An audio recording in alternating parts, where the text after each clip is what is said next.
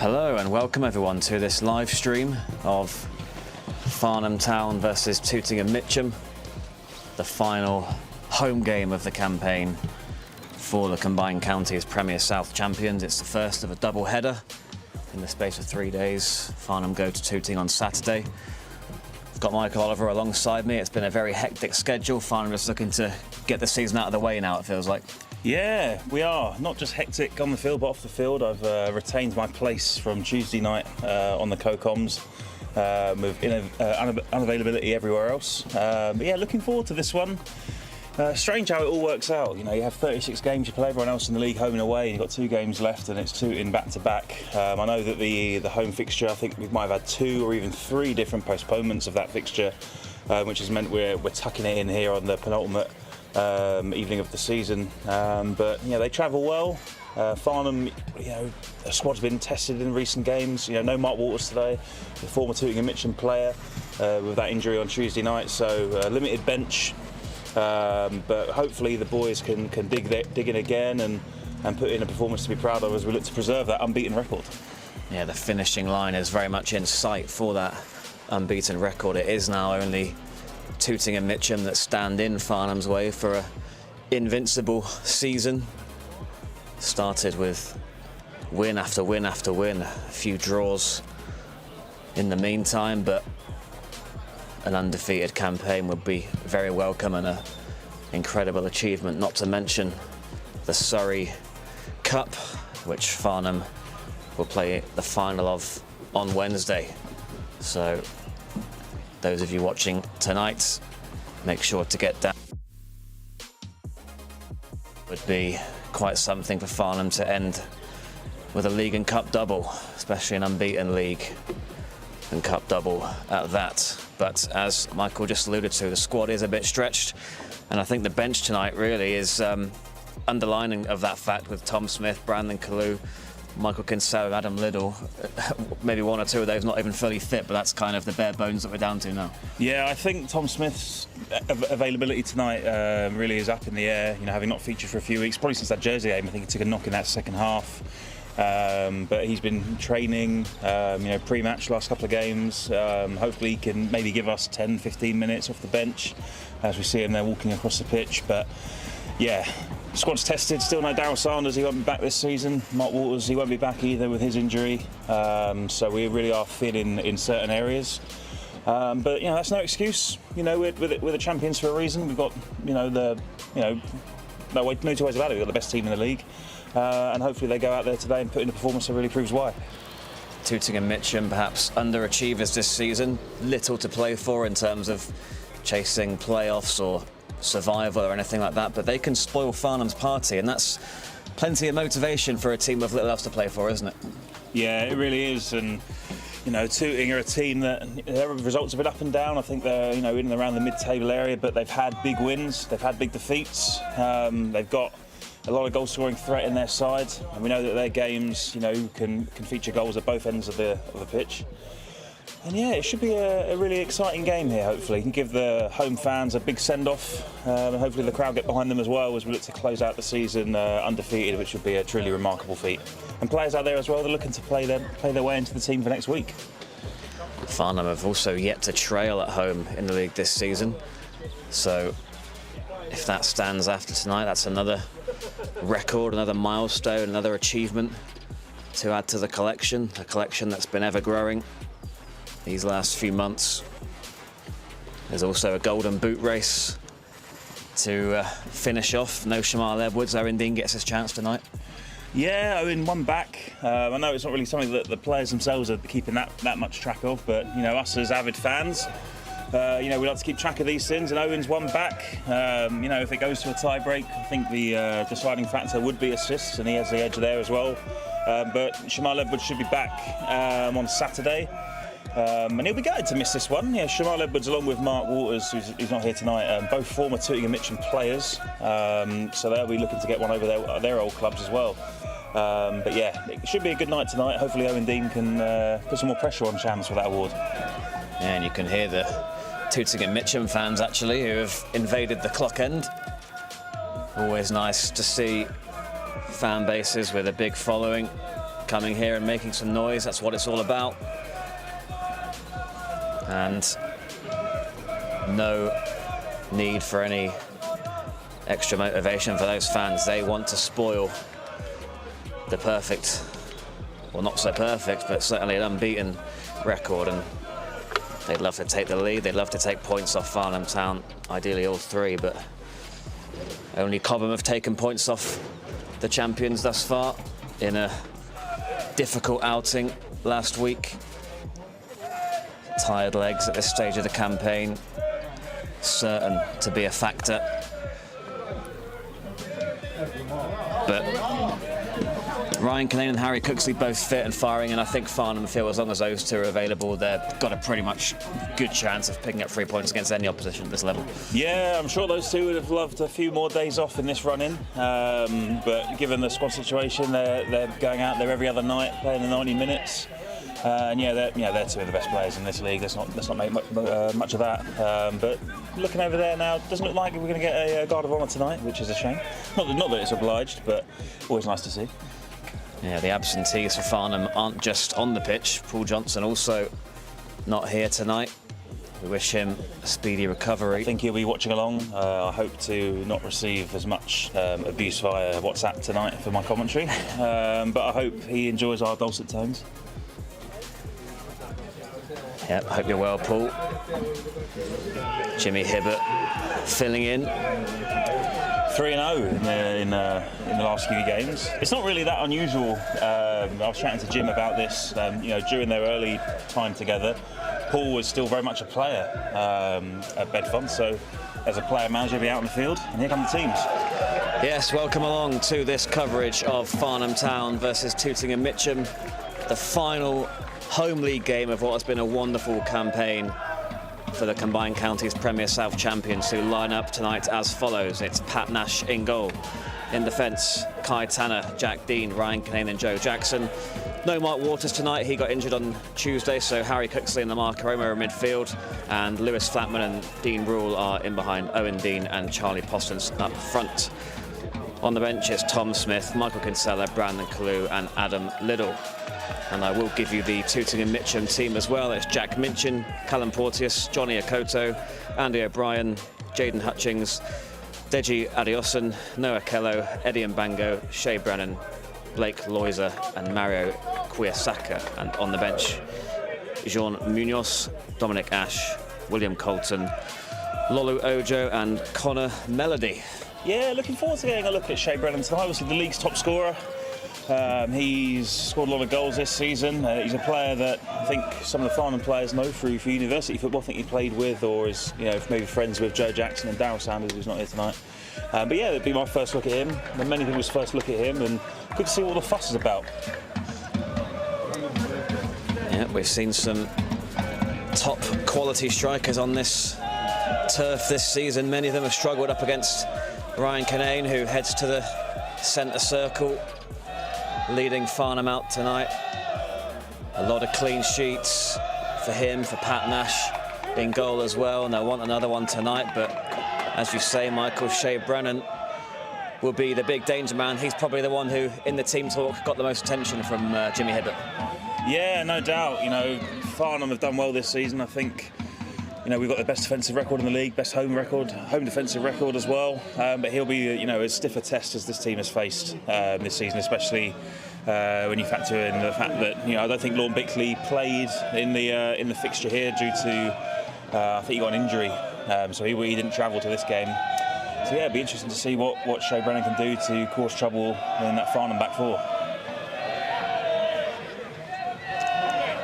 We've seen a lot of teams turn Farnham around in recent weeks, have them kick towards the clock end in the first half, but that's not going to be the case this evening. I think Tooting, they've got a big support behind that clock end goal at the moment. Why force them to turn around? Absolutely.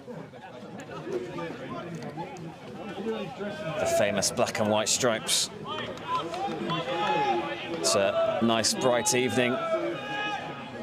Thankfully the rain has ceased.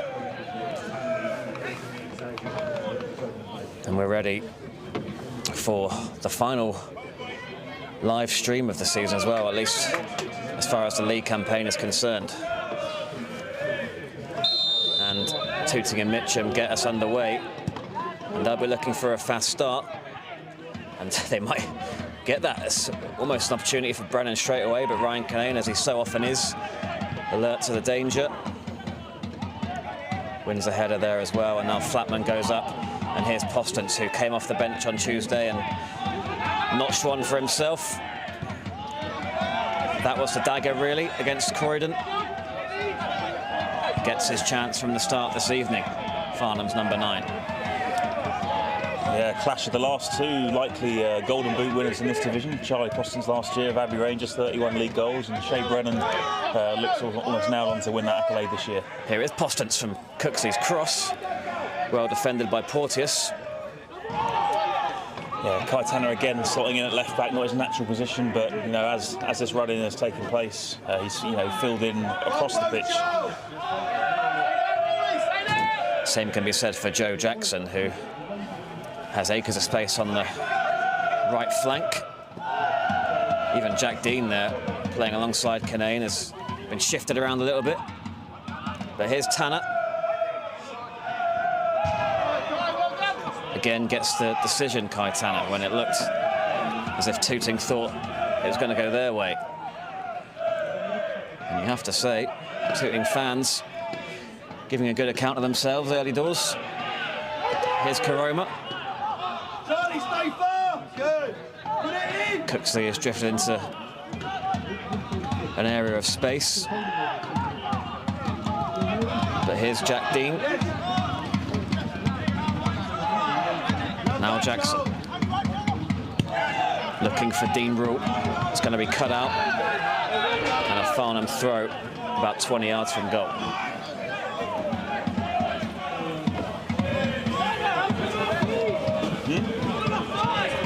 Nice to see the ground filling up. Yeah, a lot of Farnham fans were excited to welcome Tooting and Mitcham tonight. I think this is the first league meeting between these two clubs in their respective histories. Owen Dean looking to get on the end of that from Kinane. He still might. And Postance almost turned it home. Dean goes in again. But that was a good opening there for Farnham. It all came from a direct ball forward, and Owen Dean was alive and alert and had 2 bites at the cherry. And Kinane's going to look for him again. In fact, it's Dean Rule this time, the target. Now Jackson leaves it for Cooksley, who's put Dean under a bit of pressure, but still might be some promise for Farnham, the way it goes. But Kinane, a couple of instances already, he's not wasting any time in looking for that direct ball over to the right-hand side. We know Owen Dean's good in the air, he showed that on Tuesday. Dean Rule was stronger than a Koto there. Now Owen Dean, he was looking for Cooksley.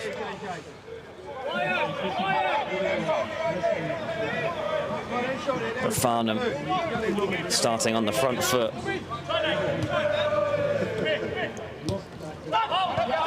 Owen Dean. This time Kinane looks left, where Flatman is waiting. Postance challenges Hutchins and upends him.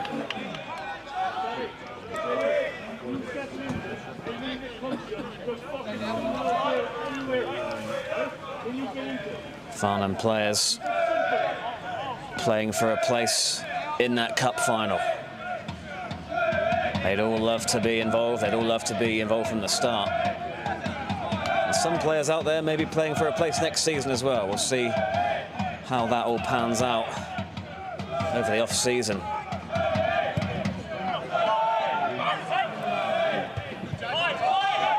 Dean Rule. He's got 3 around him. Fair tackle by Akoto. Now it's Kello. Joe Jackson dispossesses him and gets the decision. Taken quickly to Karoma, and now Cooksley, who loves to dictate games from this sort of position. Well worked to Tanner. Flatman, who was instrumental in sending Farnham to the Surrey Cup final. Now Dean Rule, it's all Farnham at the moment in terms of possession.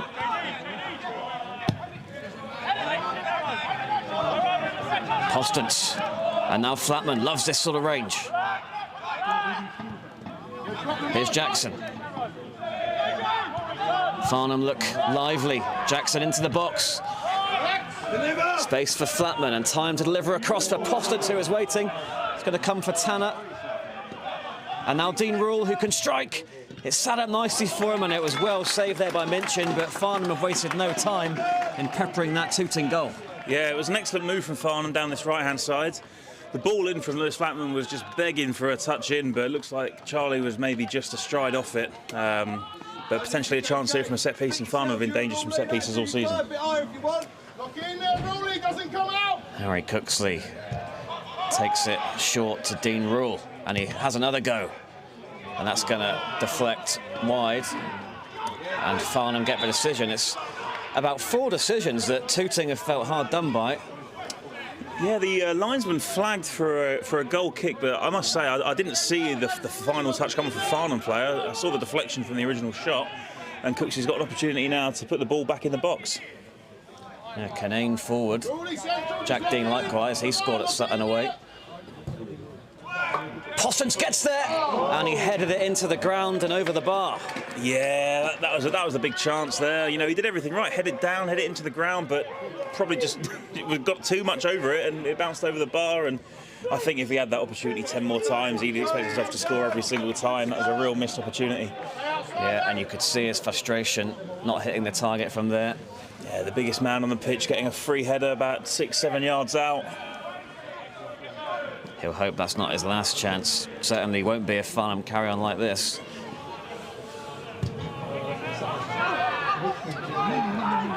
Jack Dean wanted the foul, didn't get it though, and now can Tooting respond to this early Farnham dominance? With Porteous crossing left-footed, but that's easy for Pat Nash, and he's quickly looking for Flatman, who's pulled out to this right-hand side.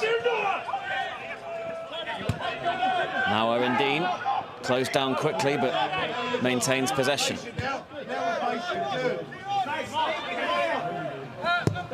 Cooksley thought he had another assist to his name just then.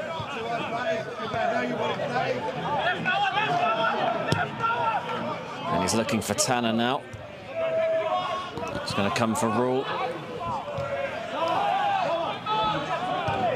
Karoma finds Rule again. A lot of influence so far for Dean Rule, who looks for Flatman. That's going to be cut out, though. Now Brennan. Jackson does well, as does Cooksley.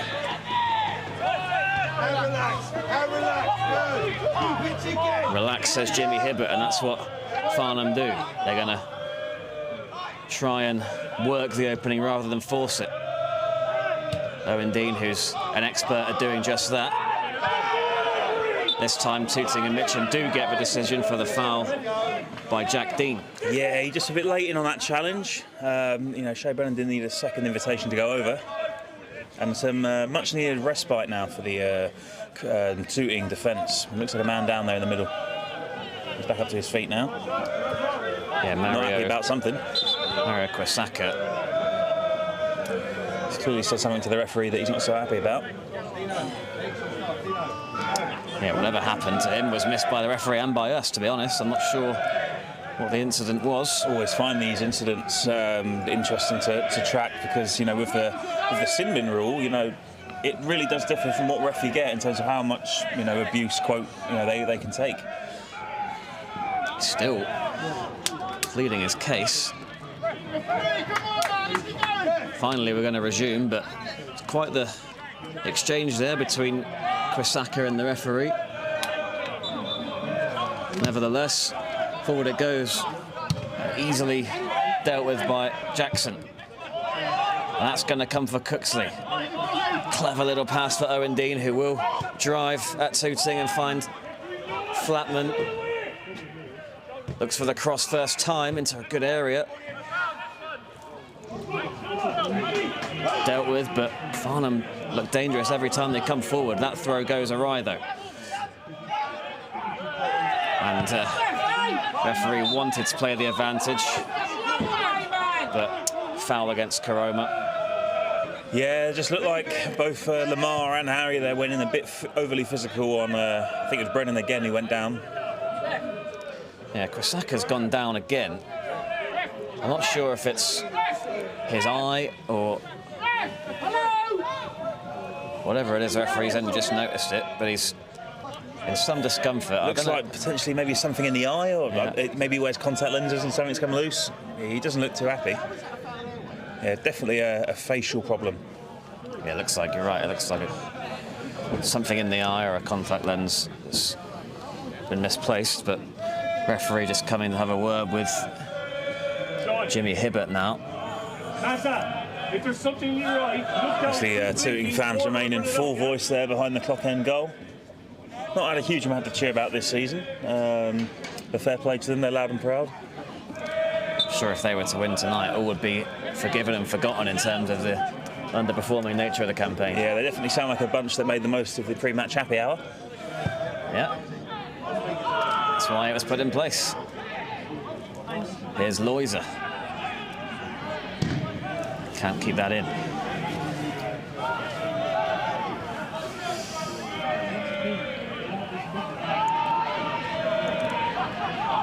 Tooting not really pressing Farnham very high, letting us have the ball in the areas around the back. Cooksley. He is pressed. They don't want him to have any time on the ball. Kwisaka, who's recovered from his ailment. Now Kenane.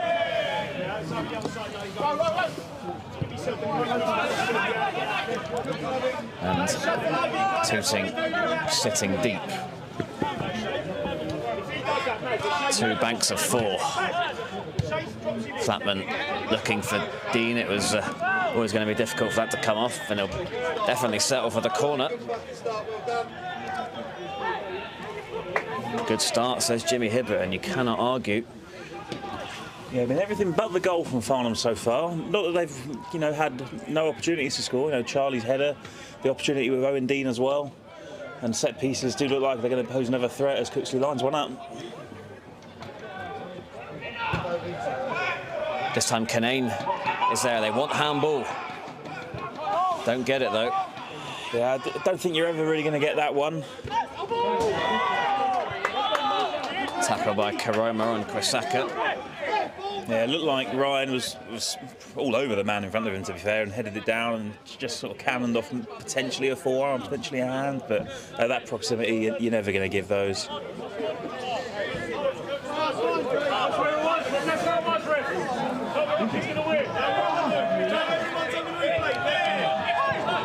Dean Rule turns. Couldn't quite gather the ball, though, in doing so. But Nicely moved. Karoma finds Tanner, and the chance for him to launch an attack for Farnham. Here's Dean Rule. Jackson calling for it on this near side. Rule ignores him.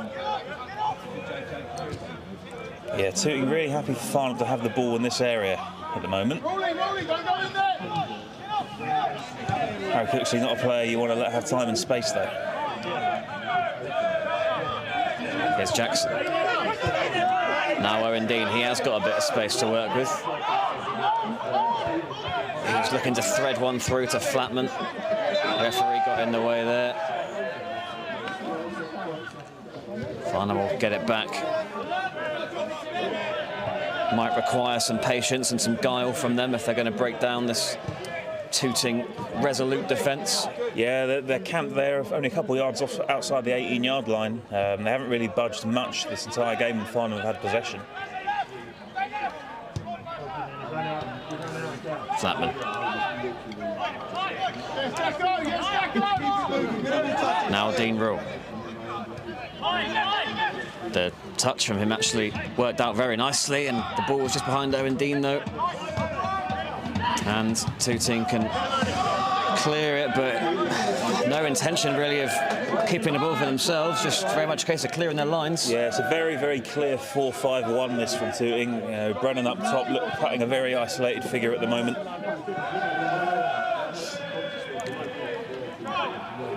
Yeah, we've seen lots of teams try different things at the Memorial Ground. Tooting making their intentions very clear. Stay in the game. Canane looking for Tanner. Another throw for Farnham on that far side.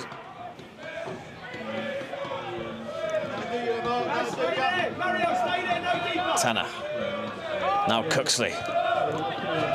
Into Flatman. Cooksley again on the byline and cuts it back again into a good area, but cut out.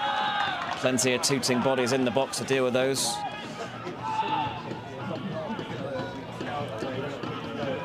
Cooksley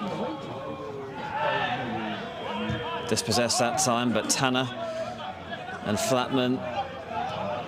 That's nice from Cooksley for Flatman, and it's going to be another throw-in. Farnham have had plenty of those, plenty of corners. Certainly getting into the right areas. Offside against Flatman, and that will infuriate Jimmy Hibbert. Yeah, really lazy there. Don't want to be offside from that position. But by and large, I think the Farnham coaching staff down there and Paul Johnson watching now should be largely happy with how the team has dominated the ball in the early proceedings.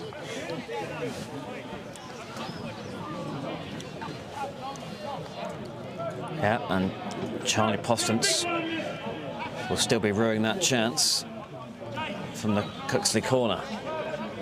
That's how close Farnham have come.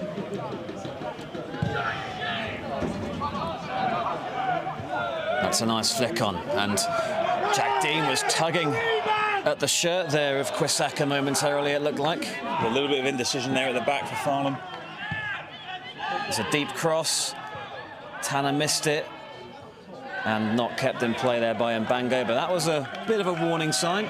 Yeah, felt like one that Pat initially maybe looked to come and claim, but then backed away, and yeah, the wide player there who really put on the afterburners to get in behind, and you know, I think it was Jack Dean covering. He definitely had a arm over him, but not enough to be ruled a foul. But signs of life for Tooting.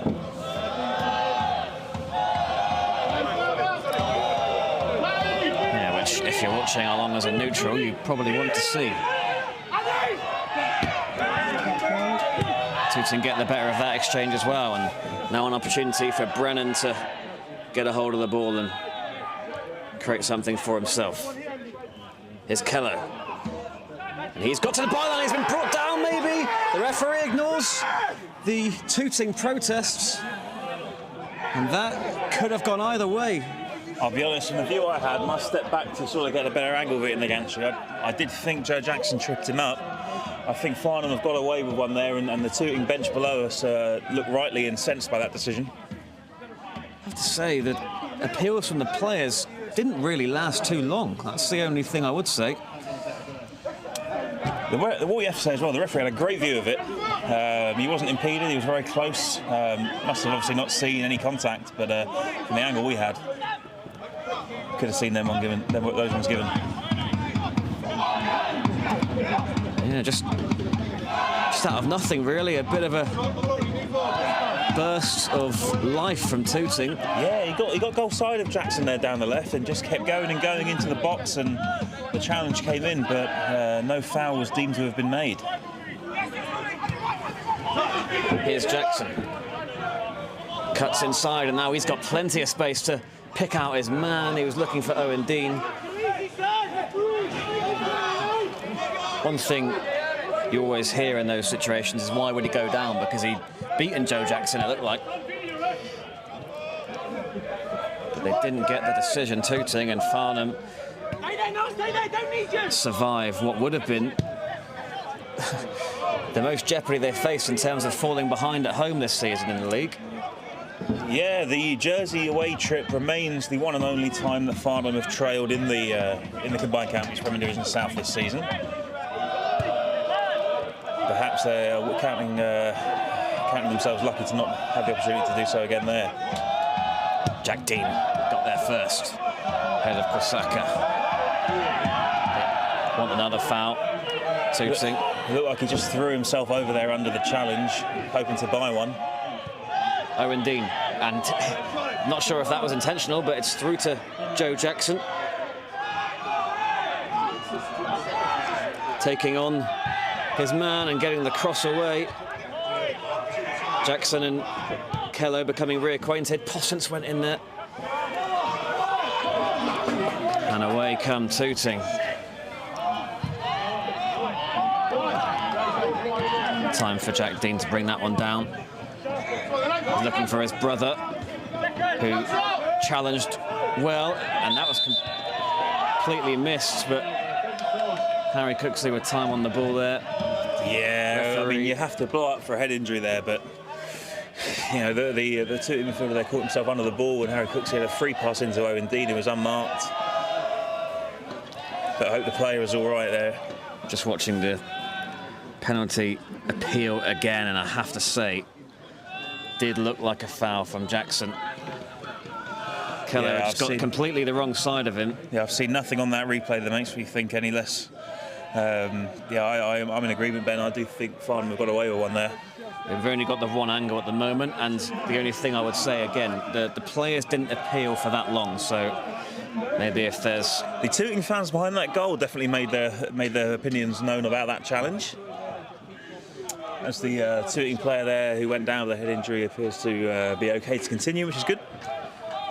Yeah, Jackson definitely put out his right leg, and it looked like it was right into the path of Keller, who went down. And yeah, that's definitely the biggest talking point. Tonight's attendance at Farnham is 234. Great little attendance for a midweeker, especially as the fixtures pile up. A large proportion of that will be the travelling Tooting fans. And thank you everyone who's watching at home as well. Looks like the referee is giving Farnham a drop ball here as they were in comfortable possession prior to the play being halted. Everyone behind the ball now for Tooting. Cooksley delivers first time. Yeah, treated that almost like a free kick, knowing he wasn't going to be challenged for the ball. Here's Jack Dean, and now Cooksley.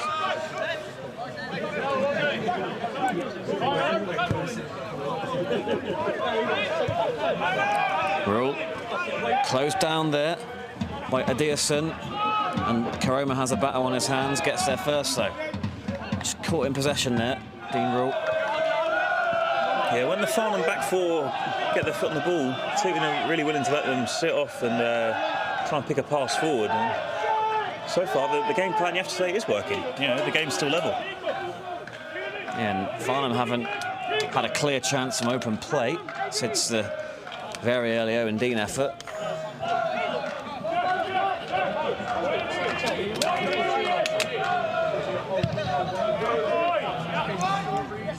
Saka gets the flick, nobody running beyond that though.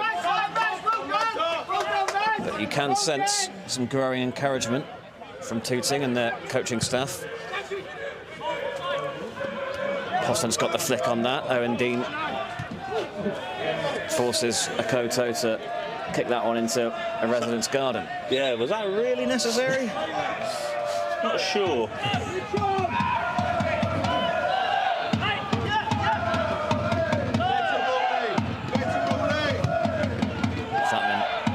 Looking for the spectacular crossfield pass.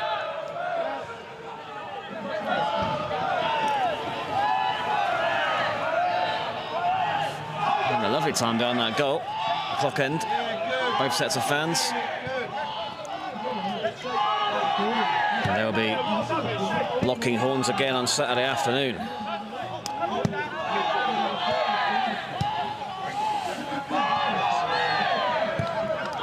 Here's Dean Rule, that bobbled up on him, made it difficult to control. Some wear and tear on the playing surface at this stage of the campaign.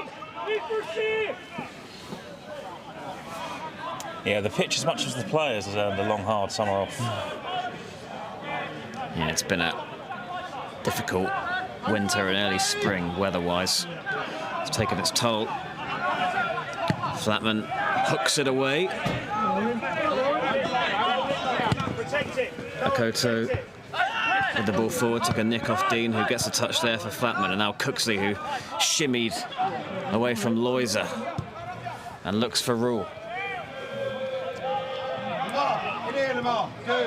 Good, not too high, just a bit of support, good man. Rule again. Flatman tried to bring it down, and a strike there from Owen Dean needed saving. And it's another Farnham corner. Yeah, excellent little pot shot there from Owen Dean. Reactions. Keeper made a nice little low save down to his right, his left, sorry. Our right. Yeah, instinctive save, one you expect him to make. This time it's Flatman responsible for the corner. Everyone back in the box for Tooting. Floated too close to the goalkeeper, who punches. And Koto has a task of bringing Tooting out. And it's been chased down there. But Nash finds the head of Owen Dean. Stay this side, look where Goods is. Now Jack Dean, and again Joe Jackson, as soon as Farnham get the ball, he sprints out to the right touchline to provide the option, and now comes inside.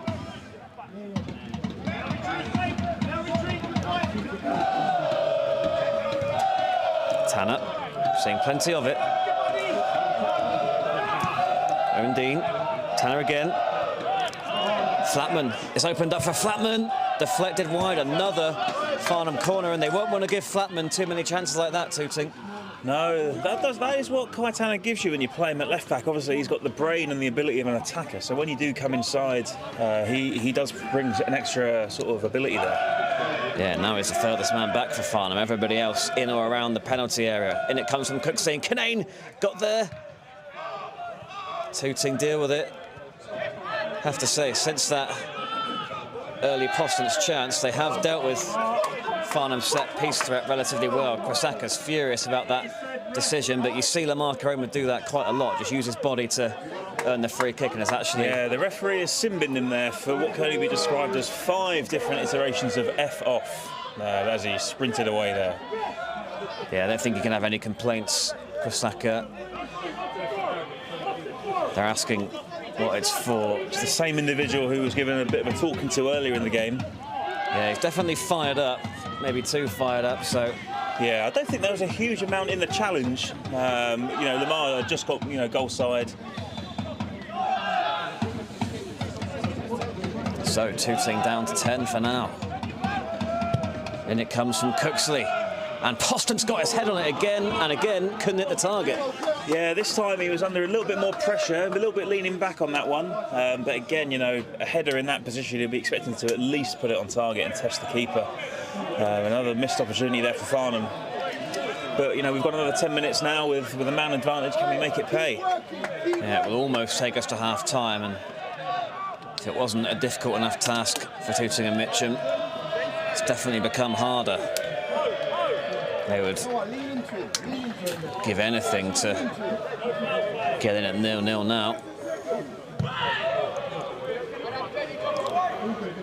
Kinane got up. Tanner very composed in that situation. Yeah, we saw Farnham actually take the lead on Tuesday night when they themselves were down a man thanks to a sin bin. And the shoe's now on the other foot, and hopefully they can make the man advantage pay.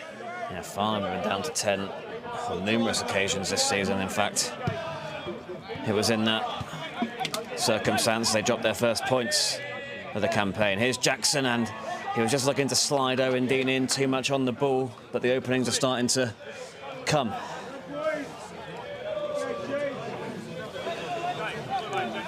Yeah, I think that sort of passage of play is what we're going to see for the next few minutes while Tooting are a man down. Going to let Farnham have a lot of the ball in that sort of middle third of the pitch, look to bank up on the edge of their box and hope that they can't find that defence-splitting pass.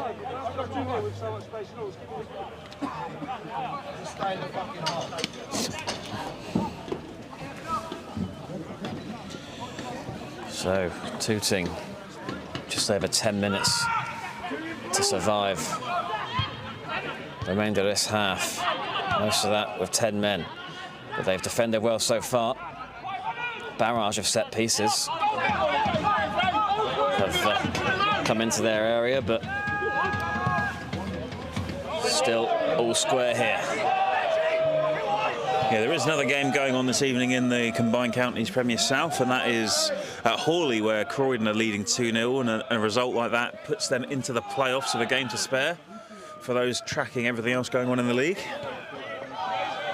It's all going to get very exciting with the final day on Saturday and the playoffs that will come after that. Owen Dean was fouled there by a Koto. Just got his body in ahead of the left back.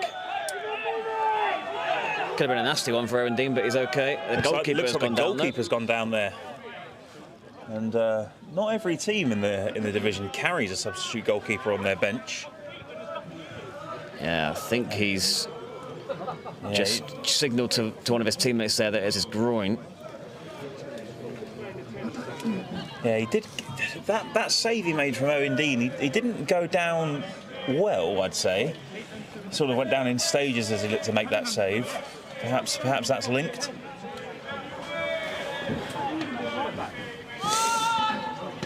Farnham's had the opportunity to have a drink and a tactical discussion.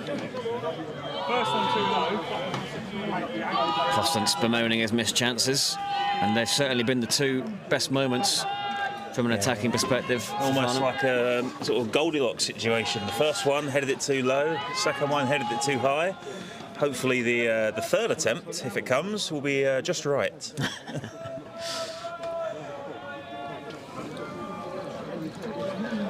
Doesn't appear to be a significant issue here for the goalkeeper as he's back up.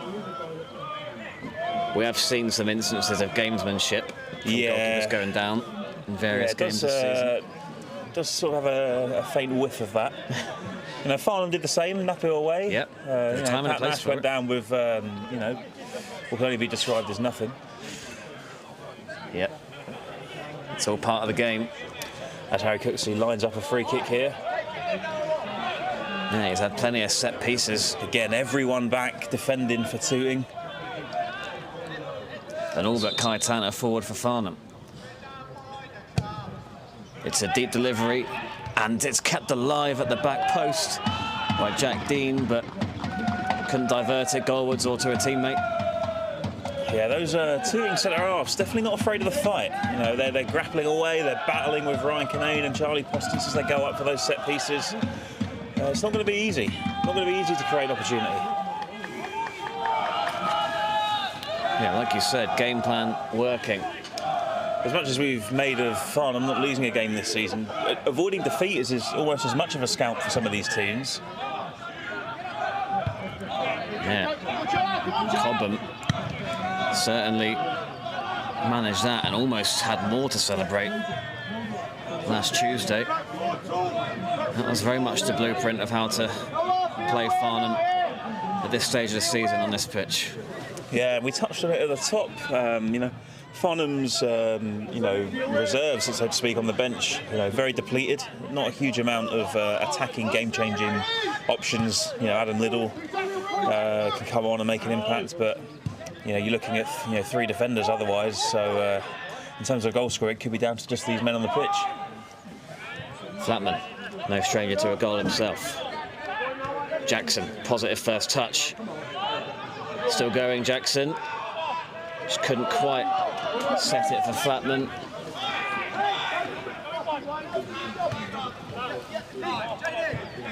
And I guess the other option Farnham have is the versatility of Kaitana. You've got a couple of left backs on the bench that could free him up to play more advanced. Cooksley. For that reverse pass into Flatman.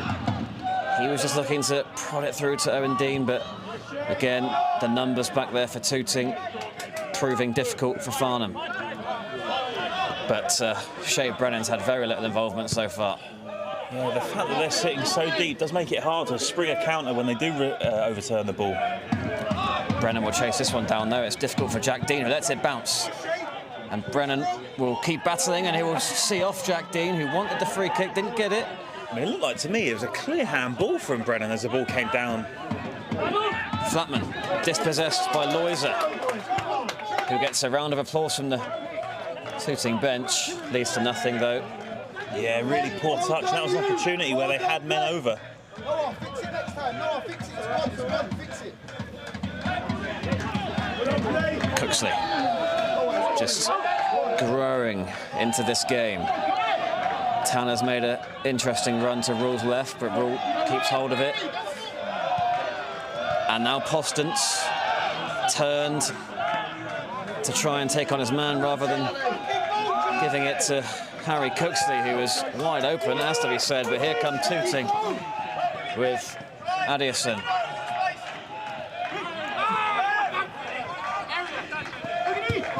Got that all wrong after some initial good work.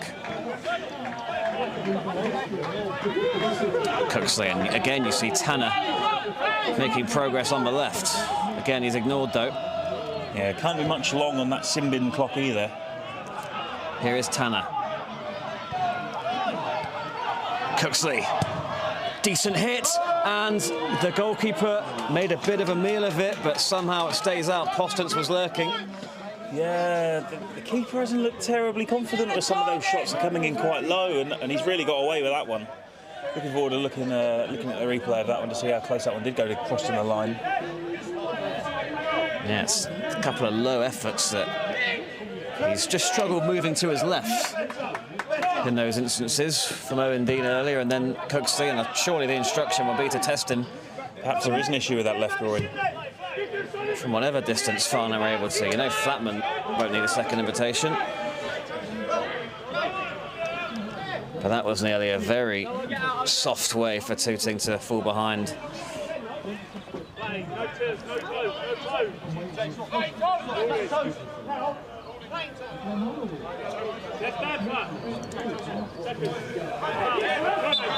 Foul against Karoma, much to the chagrin of Ryan Kinane. It looked like we just conceded a goal the way he reacted to that one. Wears his heart on his sleeve. It does. Never one to shy away from his true emotions. And they're very rarely positive. 5 minutes, keep going, 5 more, yeah, keep going. But I'm sure Farnham wouldn't have it any other way. He's been an incredible leader this season and sure to be in the mix for Player of the Year.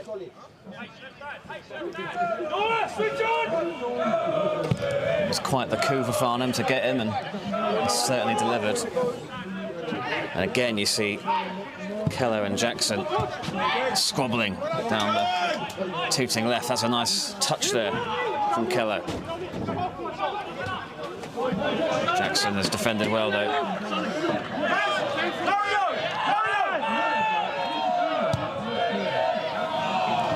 Flatman's pass is behind Tanner.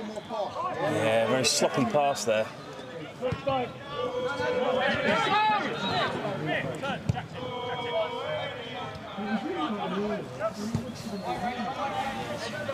Tanner. Karoma. The ball! Give him the ball! Karoma. Patience, definitely the name of the game for Farnham. Nice movement there, though. Flatman. Forced back a little bit. And Kwasaka is back onto the field of play, so we're on an even playing field again. Flatman's low delivery is easily dealt with. Not really what the doctor ordered. And Kinane's touch was loose.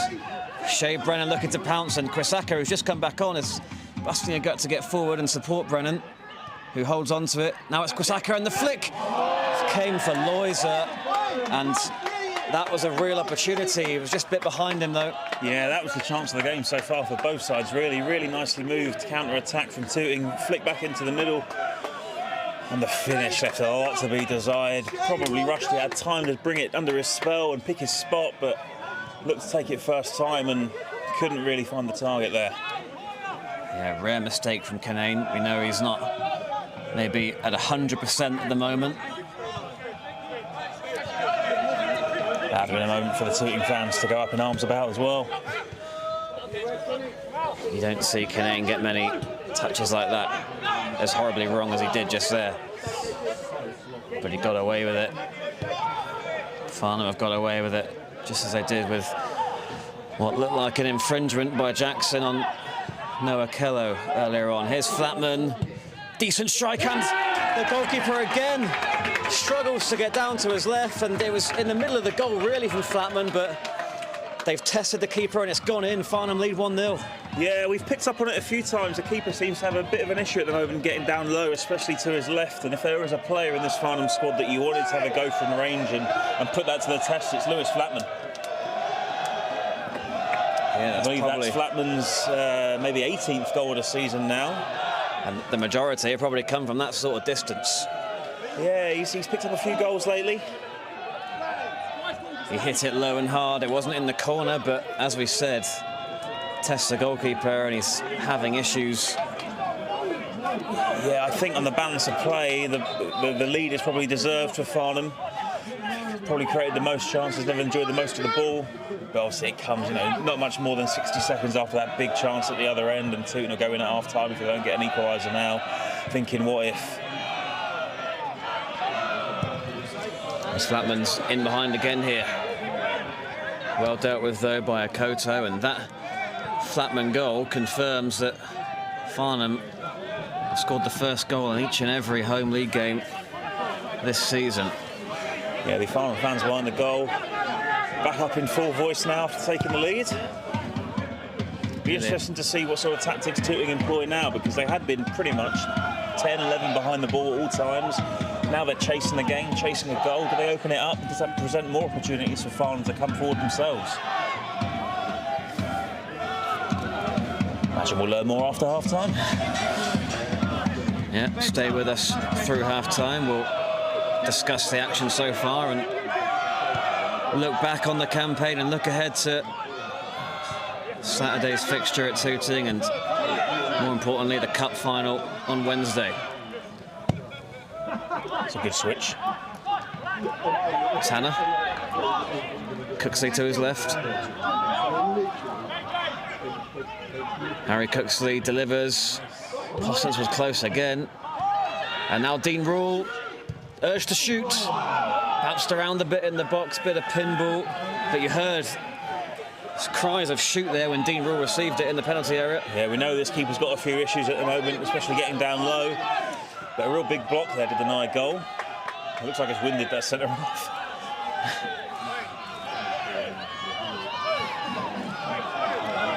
Can't imagine there's too much more to be played in this first period.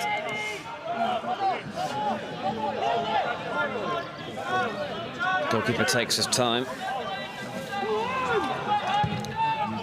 Looked all right kicking that ball though, the goalkeeper, so whether the mistake is as a result of an injury or just pure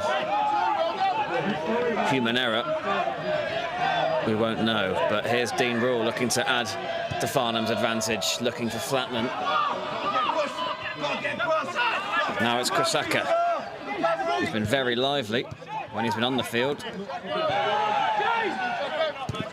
Went in late there on Jackson, gives away the foul. Got to be careful. Kosaka, got to keep his head.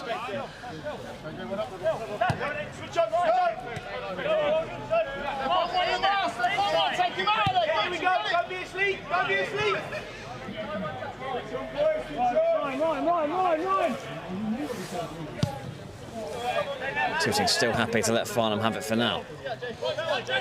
Still got everyone camped in their own half.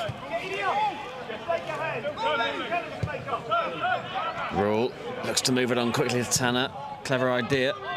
That's well held up by Brennan. He was looking to release Mbango. Loose touch from him.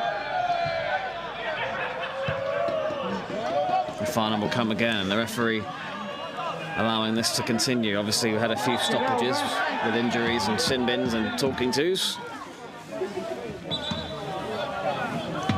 So on we go.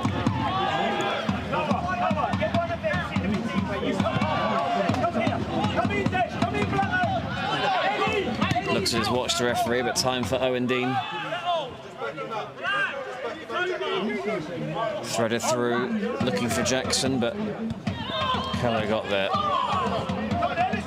He's still very frustrated, Kosaka, that he didn't receive that. Jackson. And Farnham create one more chance.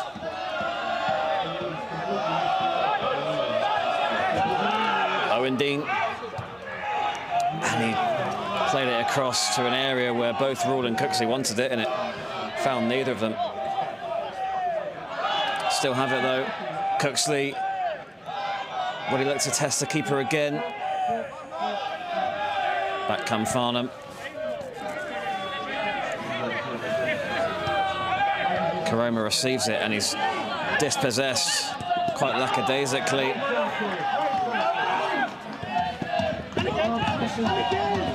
Didn't look comfortable there, Karoma, really.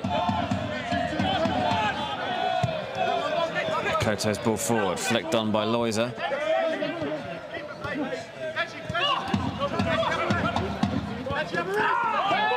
And that's been given away, and Farnham just waiting for support now. Flatman, he's got Dean Rule, and he's got Possance in the middle here. Rule, if he can find him, might go alone, does go alone, and that time the keeper did make the crucial save. Yeah, Dean Rule, when he does that drop of the shoulder, he can really deceive defenders. He has the opportunity there to double the lead, but the keeper made an excellent stop as Farnham come again. Flatman. He'd love to test the keeper one more time. Jackson. Dean.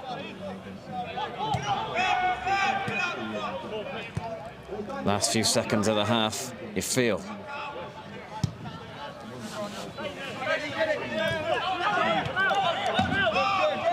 Tooting maintain their shape. Very structured performance from them.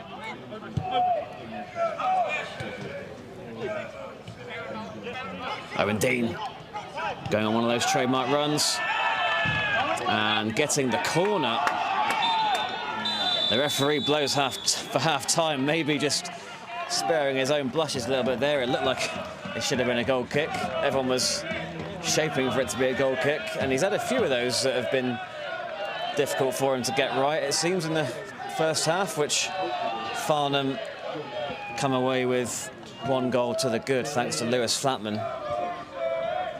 And it could have all been very different. I mean, I have to go back to that challenge in the first 15 minutes or so from Joe Jackson on Kello, and we've looked at it a couple of times since, and I still don't think we're totally convinced that the referee got that one right. No, the winger got the right side of Joe Jackson and just kept looking for options and drove into the box, and there seemed to be a coming together of the legs, and he went over, and in both of our view, and I imagine a lot of people's view around the ground, certainly the Tooting fans' view, to be on the goal, it was a foul and probably should have been a penalty, and I think Farnham counted lucky stars on that one.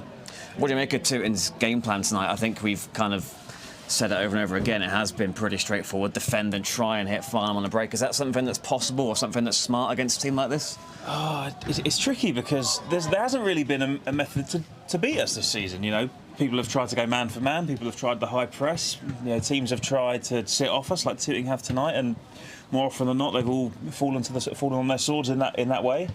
But Tooting, they seem very happy to let Farnham come, almost halfway into their half and just sit off them, and see what they do. And then they activate the press as soon as we get a bit deeper into their half. But it was working for a while, and then suddenly the shot from distance, and perhaps maybe the keeper wants to have that one back as well. Maybe he's got an injury, we don't know. But it had been working up until a point, but now they've got to change the way they want to approach this game if they have any ambition of getting back into it. It looked like something clicked with Farnham just before the Flatman goal, that the keeper was struggling and that the aim of the game was just going to be to shoot from distance. We've heard Harry on commentary a few times complain about players not shooting enough, and that became very obvious, so that was the thing to do. Yeah, the first one that we saw was that Owen Dean sort of outside of the boot pot shot where he didn't quite get down to his left. And he did look a bit awkward under that, and then after the sin bin he went down with that injury. It could have been some gamesmanship, but now looking at what happened after that, perhaps he does have a problem.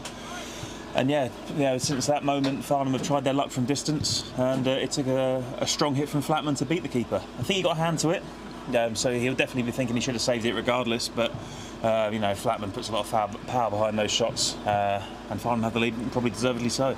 You'd say performances from Farnham since securing the title have been a little bit up and down by their standards, but tonight has felt like a very rock-solid display, no complacency, and they've conceded a couple of chances, could have given away a penalty, but for the most part they've been in very much control. Yeah, the last 2 or 3 weeks, we've not really avoided it. It's been Tuesday, Thursday, Saturday, as has been for a lot of clubs, and it's been very wearing and tiring on the players and the coaches and the fans and us to keep going every other day. But I think now, they see the finishing line. They know what's on the line now. The unbeaten season is only 2 sets of 90 minutes away, and they're halfway from doing the job tonight, and they'll go again Saturday and look to do it again. I think everyone's very excited about that prospect.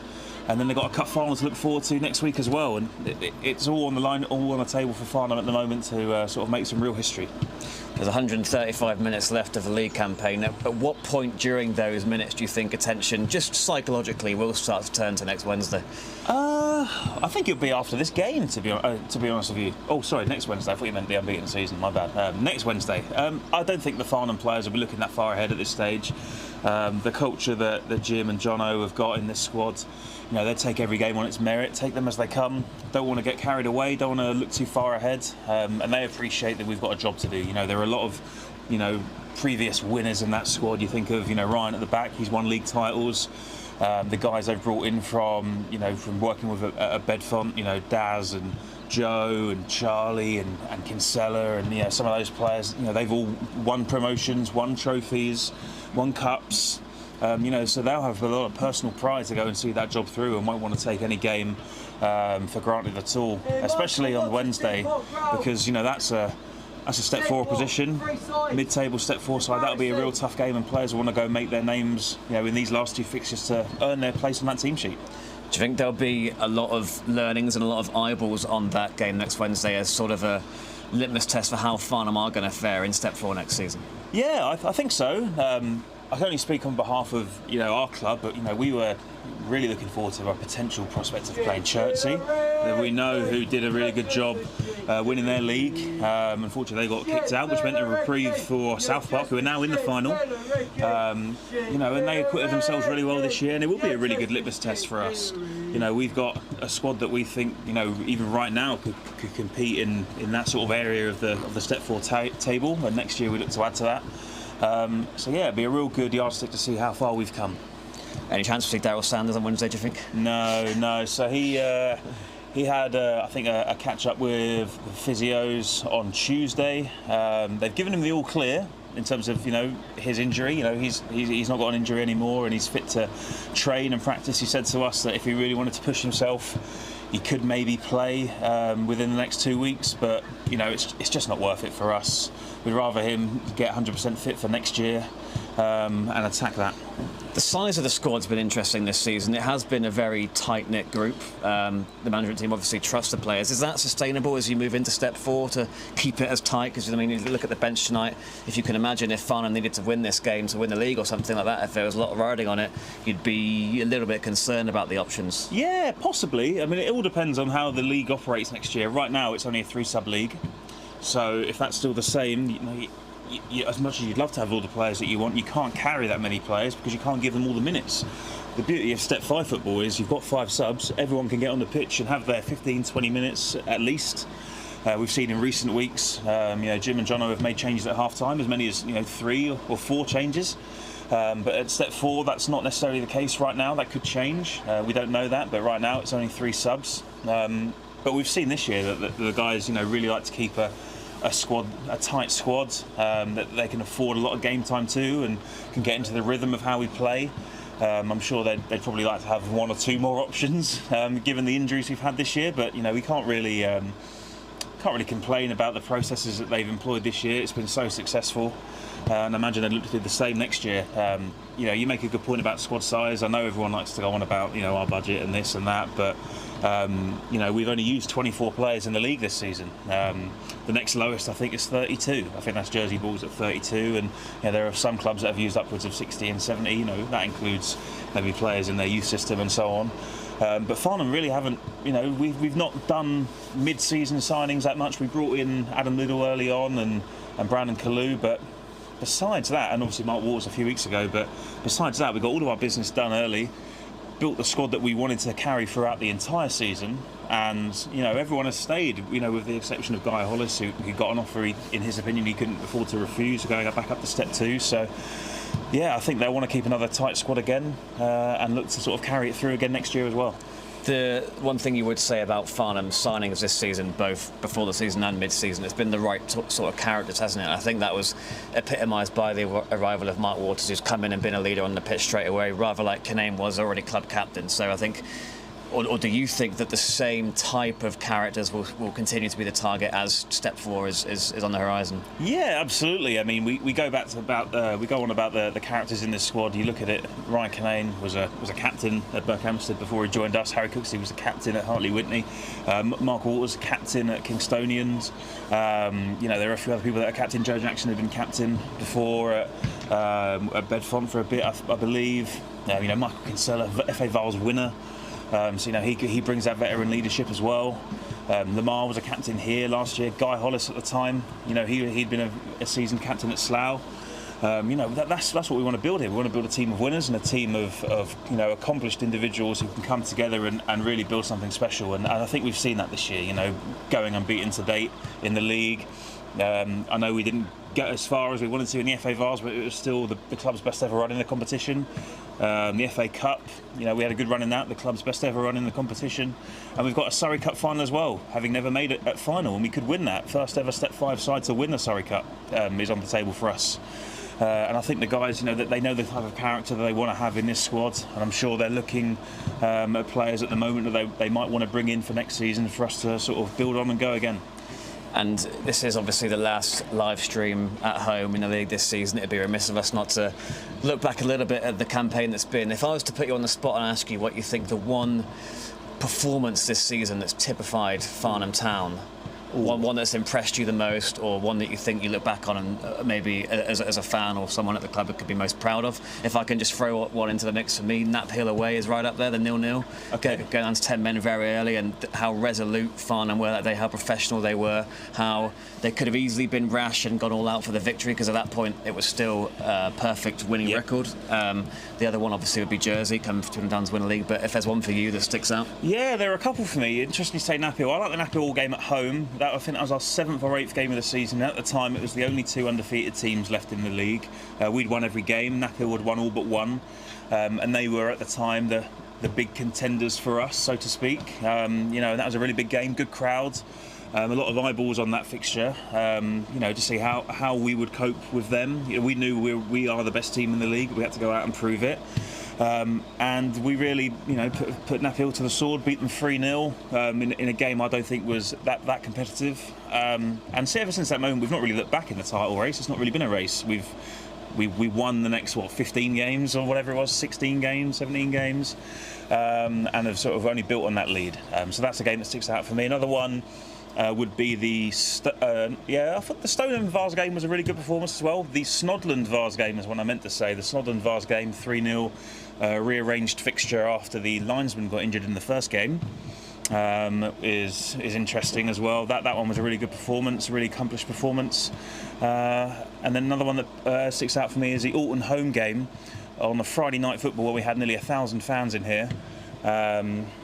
Sorry, our attention's been diverted here as the referee has come back out to speak to the Farnham coaching staff. Yeah, as there seems to be potentially something going on behind the scenes. Not 100% sure what's happened here. No, my attention was diverted as well, and you see Jimmy Hibbert just talking to Jack Bass. It looks like all smiles though, and it looks like Jimmy Hibbert is making his way over to the bench. So I'll try and find out what's going on. You continue filling the space. Yeah, so the referee had just come, or an official had just come to speak to Jimmy Hibbert, and the referee's injured, he's saying. What does that mean?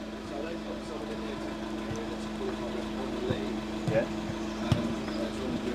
You happy? So yeah, looks like we're going to get a change of referee. but Tooting and Mitcham are emerging for the second half, so it looks like business as usual, but with a different referee, if I'm correct. Yeah, so just quickly asked Jimmy there. Apparently the referee has sustained an injury and he cannot continue. There's someone in the Tooting technical area who is subsequently qualified, suitably qualified, to take over, providing Farnham are happy with that, and Jim tells me we're happy for that as long as he does the line, not the refereeing. Yep. So yeah, we will have a change of officials, and that individual will run the line, and we'll have a new referee as well. So I imagine we might have maybe a short delay here for the start of the second half as that official replacement gets ready. Yeah, interesting one. Interesting that comes about just as I was talking about the Snodland game where the linesman got injured in the first half, and we had to abandon that game, I think, after maybe 20 or 30 minutes. The same situations happened here, but thankfully no abandonment of this game. I think a large part of that thought process as well is that we're at the dying embers of the season. No one wants to come back and do it again next week, especially when we've got a cup final to play for and Farnham have the lead. Not that we would ever imply there'd be any bias in any decision made by a replacement official, but just nice to see that we're sort of getting it underway. Common sense has prevailed. You know, in that Snodland example, there was a suitable replacement who from the crowd that apparently had come on the day as a Farnham fan, but was ready to step in. He'd officiated, I think, an under-18s game that morning. He was in his referee gear. It was all written in the stars for him. Yeah, it was all written in the stars for him to come out and do it, and everyone was happy. But the away team weren't happy for him to step in, and that's why that game was abandoned. As the Tooting players who had just come out have now gone back into the dressing room. Yeah. All the subs remain out here, keeping warm. Yeah, nobody seems too concerned. No.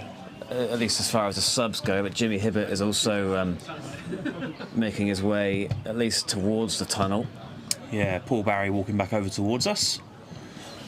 Yeah, I think probably a slight delay, which means we've got to fill a bit more time. So I'll ask you a very similar question. What's the one goal that you think has defined this season? Oh, the one goal that's defined this season.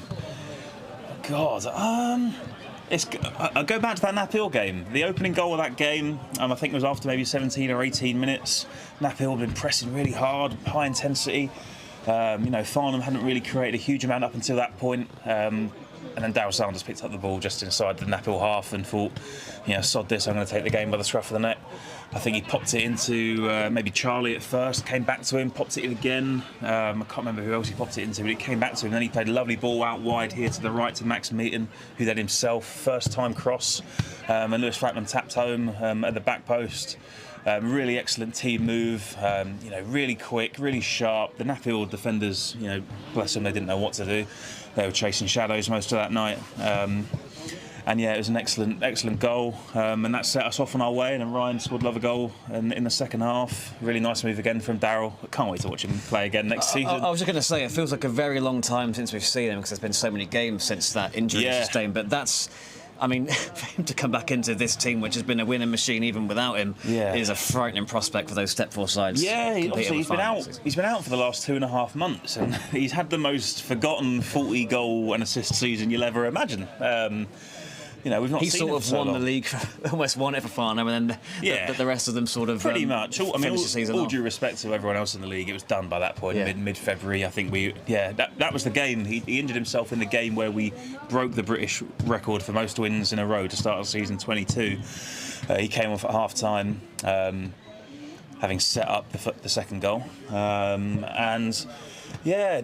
A lot of people thought, would we miss him? Obviously he is the best player in this team in an attacking sense. Had scored so many goals, set up so many goals. He was the key signing for Jono and Jimmy. They'd worked with him for many years at Bedfont. He had 1 year at Bracknell, was their best player, nearly got them promoted. And then he came back down to us and was everything as advertised and more, really, in terms of his involvements on the pitch, goals, assists, the type of person he is off the pitch.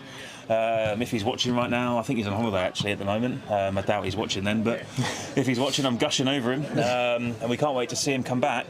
But yeah, he he was someone that everyone loved watching, and when he fell out of the team with that injury, you know, it opened up a spot for players to sort of take the reins. And you look at someone like Dean Rule, who came in at that point, you know, hadn't been starting a huge amount of games, has now sort of seamlessly replaced him in that lineup and hasn't really missed a beat. And you know, his involvements in a goal and assist sense have shot up since then, and everyone sort of picked up the slack without Darryl, who was unquestionably the driving force behind our early season run. Yeah, and I think if I was to pick out a goal, it would be shortly after that injury when Farnham were goalless at Collier's Wood until the 85th minute, and Harry Cooksley decided he was going to kind of take over the reins from Sanders. I mean, he was already a pivotal player, and he's another one who's playing at a level where he could definitely play much higher and has played much higher, but he was already impactful, but he's kind of stepped into that Sanders talismanic role, hasn't he? Absolutely, and interesting you mentioned that goal. It's very similar to that Naphill goal in the sense of, you know, Cooksley just picked up the ball and thought, you know, this is going to be my time. I think he played it in, did a 1-2 with Charlie, then a 1-2 with Kai, beat the defender and played it into the bottom left corner. 1-0 win against the team bottom of the league. It was enough to get us our 23rd win. We went on to make, I think, 25 in a row before that Naphill game. And yeah, the players are back out now, which is good to see. Everyone's warming up. Looks like the replacement official is all ready to go. And yeah, I think we'll probably be playing a bit later tonight than we would have imagined. Yes. Probably have to advise Dino to delay those pizzas to the post-match grub. Yeah, it looks like the official is the only change at half-time. Yeah, and all the Tooting fans have made their way round to the new sort of covered stand over there to the left side of the pitch. Great to see that used. I wish our fans would maybe travel round with our team now and then, as you often see at non-league level. You know, fans doing a loop round the pitch, depending on what side their team is attacking. Yeah. But yeah, as we prepare for the second half, it'll be interesting to see what sort of Tooting side we see. You know, will they still look to sit off, play for moments, play for counter-attacks, and look to pick us off in one of those moments, or will they come out a bit more on the front foot, look to get on the ball a little bit more and create some more opportunities in an attacking sense as they look to get themselves back into this game? Yeah, Farnham are all smiles at the moment. And that's very much been the case all season long, in all honesty. Jollo slagging me off on the WhatsApp. Good to know I've locked that in again. Any particular reason, or?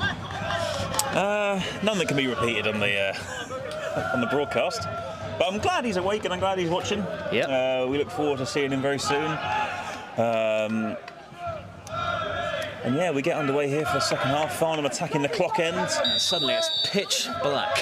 That's how long we've been waiting for the second half to get underway. And thank you everyone on the stream for sticking with us during that slightly extended break. But Farnham will look to begin this second half like they ended the first, and they already have a free kick in a decent position. Charlie Postant's the man fouled that time.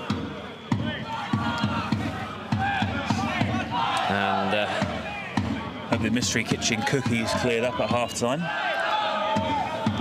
Yeah, another sweet treat for fans to enjoy.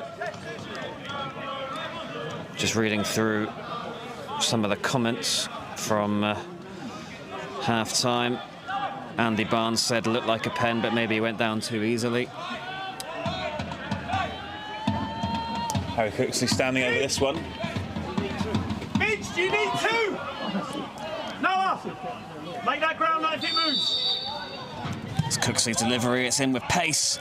It was there to be attacked, but it's dealt with. Yeah, it looked like Kanane was rushing in on that one, couldn't quite get the contact. Sort of a half chance as it fell to Charlie, but just cleared away from him before he could react. And that is just pinpoint precision from Pat Nash. Yeah, not a man that we've spoken a lot about tonight, but obviously his form has really taken off in the last few weeks, especially from a distribution perspective. You know, right now, as we stand, I think he's on course for potentially a 30th clean sheet of the season. Maybe 29th, 30th clean sheet of the season in just our 52nd game, which tells you all you need to know about his performances. Yeah, real fan favourite, Pat Nash. Bright future ahead of him.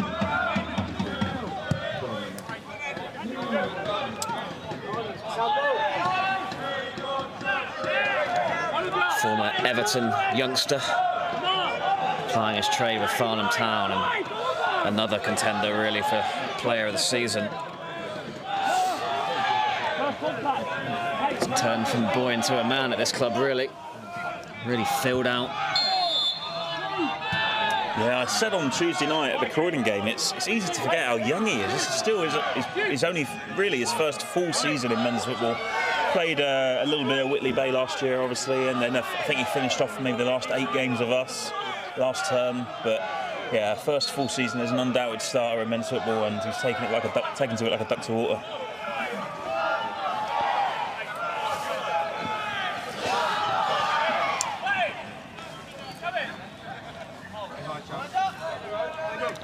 So Jack Minchin having to dust himself off and carry on this game and try to... Yeah, as I watch him run back to his goal, he's still not back into his box, which tells you everything he needs about his mobility right now. Kaitana, polar opposite, bombing down that left flank.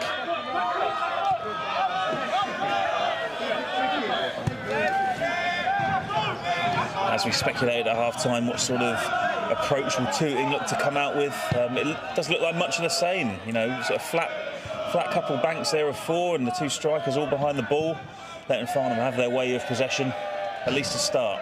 Yeah, you often see with big underdogs, even at 1-0 down, they'll wait until maybe 20 minutes to go before they give it a go.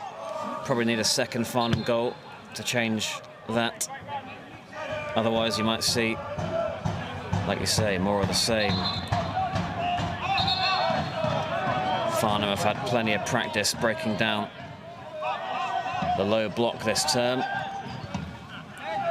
and they've got the quality to do it. But they have the 1-goal lead already, so they'll be more than happy with the situation they find themselves in.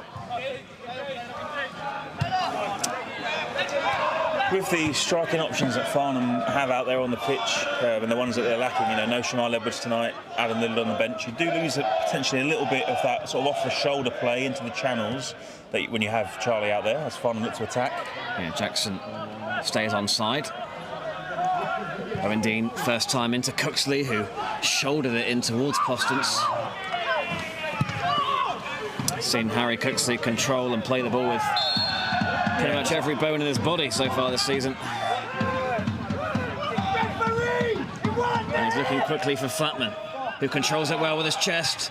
And across the face of goal, it almost came for Postance, almost came for Dean. But Tooting survive.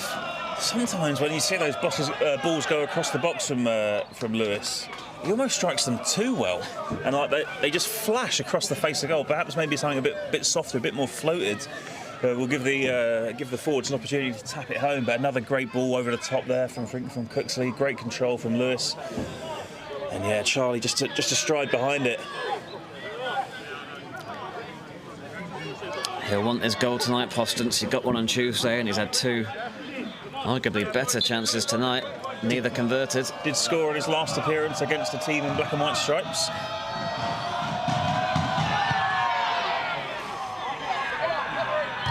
Canane and Jack Dean got in each other's way there, really, and it's potentially promising for Tooting, but Joe Jackson puts an end to that, and Flatman screaming for it on the left. Jackson continues and plays it to his right. Here's Dean Rule. Koroma shows for it. Not his best touch, but does well to keep hold of it, Koroma.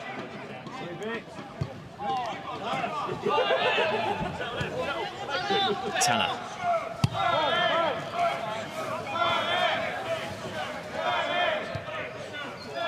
Tooting and Mitcham fans still singing away. Yeah, to their credit, they've been loud all night. Here's Brennan, who hasn't been as involved as he'd like to be, and he gives that away to Cooksley, whose back heel sets Farnham on their way.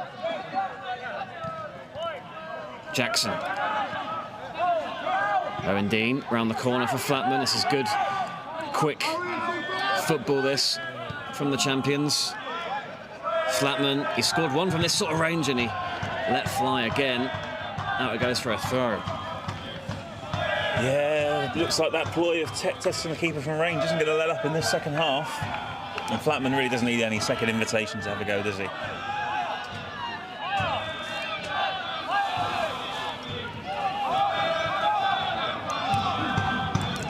Here's Canane.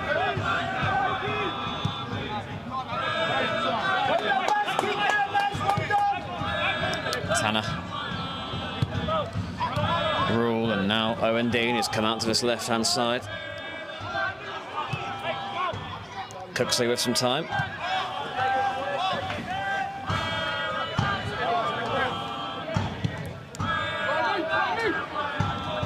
Farnham just waiting to create the opening. Tanner providing the option on the left again. Now it's Dean Rule, back to Cooksley. Looking for another 1-2 there. Cooksley, Farnham get it back very quickly. Dean Rule. Twisting and turning and still going. And scoring! Yes! Off the post and in for Dean Rule, whose goal-scoring form continues. And Farnham are 2 to the good. Yeah, they just allowed Dean Rule too much time and space there on the left once he picked up the ball and he drove inside. Perhaps got a little bit lucky with a bit of a ricochet after a challenge. I thought he might have lost the ball when he drove into the box, a bit of a heavy touch, but he's managed to just turn it in off the post. Unlike Tuesday night when we hit the inside of the post and it bounced back into the keeper's arms, that one manages to find the inside of the side netting. As we have a substitution now.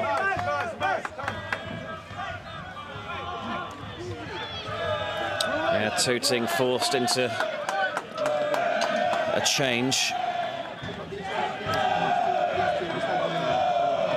Still not entirely clear who is going to make way, but I believe it's 10 off. Yeah, Blake Loiser stays on, 8. and it's Eddie Mbango who's withdrawn.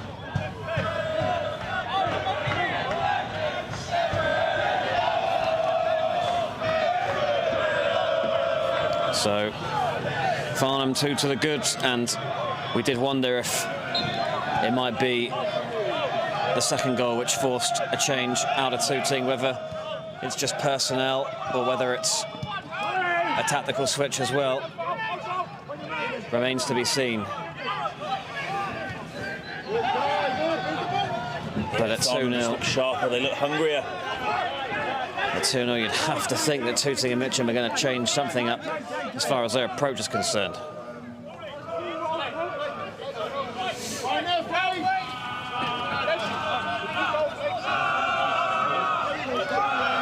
The second Farnham goal has not done anything to dispel the chants coming over from the new covered stand. Nope, they continued chanting throughout the celebrations as if the goal never happened. I think they're going to enjoy themselves tonight regardless of the outcome, which was always going to be likely to be a Farnham victory. Now with that extra cushion with the second goal, perhaps Jim down there will look to his bench and make some changes knowing we've got to go again in less than 48 hours' time. Yeah, Tom Smith not fully fit, but Brandon Kalu's available, Adam Little's available, and Michael Kinsella, who had a long layoff, of course, but is available again.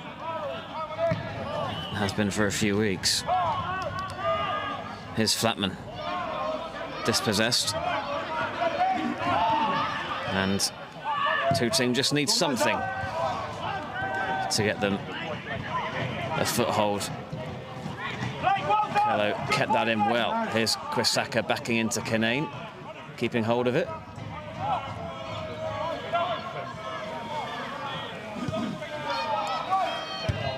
Canane got there first.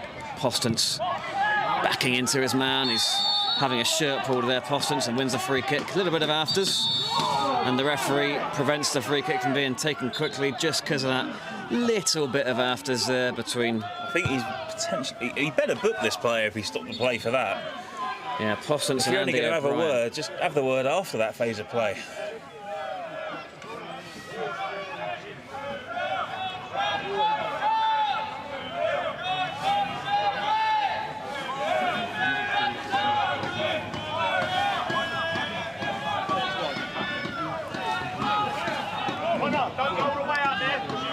Connor Melody, the substitute, is... Speaking of substitutes, looks like Adam Little was stripped and ready to come on.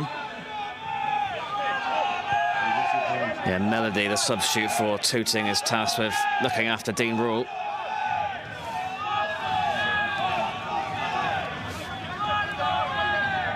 Here's Jackson.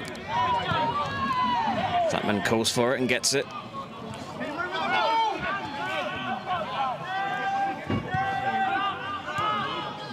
Korima and Cooksley exchange some nice passes. And Cooksley with the outside of his foot to Tanner. Getting forward again. Into the box now, Tanner. Just dispossessed. Yeah, just overran his touch there. And that was Loiser looking to make an impression. Jack Dean goes back to Nash. Nash was careful there. Found Cooksley nicely.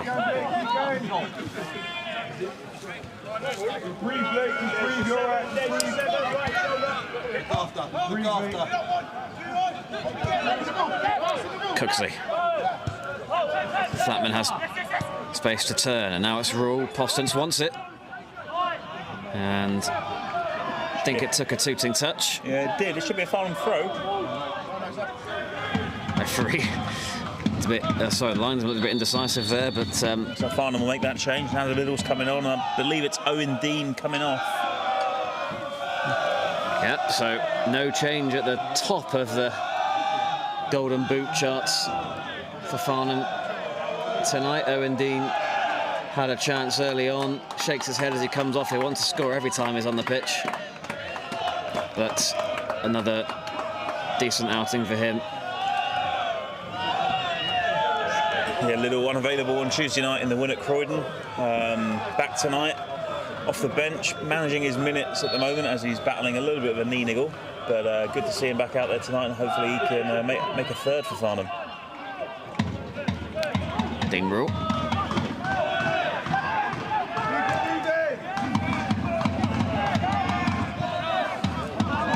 Farnham have just had all of the ball.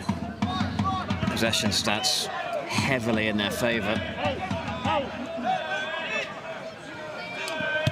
Little going back to the gloves tonight, having gone without them in the recent games.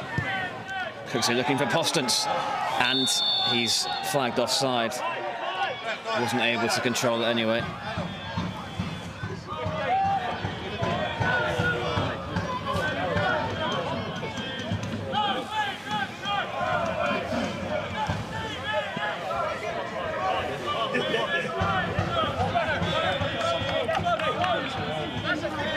About half an hour to go. 15 minutes gone in this second half, and Farnham in that time have doubled their advantage through Dean Rule. Cooksley with another flamboyant flick, this time doesn't pay off. Postons chasing it down, well brought down there though by Hutchings.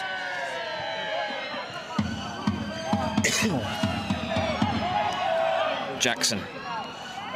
Must say, ever since that early penalty scare, Joe Jackson's had the winning in that battle down the right-hand side. He has. He learnt his lesson from that incident, and will just count himself lucky that it wasn't an incident with any repercussions for Farnham. Has been plain sailing since then. It's been a classic home display from the league champions. Cut above, and even with 30 minutes left, you struggle really to see a way back for Tooting. They've just not changed enough about their approach since the second. I don't think they've had as much as an attack, let alone a shot in this second half. It's been all Farnham. Tooting keep sitting off, hoping the game comes to them, but Farnham don't look like they're going to relinquish the ball anytime soon.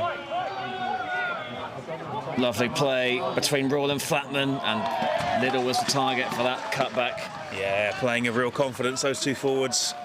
Another opportunity now for Farnham to put the ball in from a dead ball, and perhaps Charlie Postons will be thinking he can get a header on it again. Jackson. Cooksley deflected, it's still in there. Postons who will feel like he's going to get 90 minutes tonight. The only striker on the bench has already come on. Yeah, not often we've said this season Charlie Postins will get 90 minutes. He'll be desperate to make it count from a goal-scoring perspective, as will Liddell in this last half an hour. Kosaka. That Dean's caught high up the pitch here.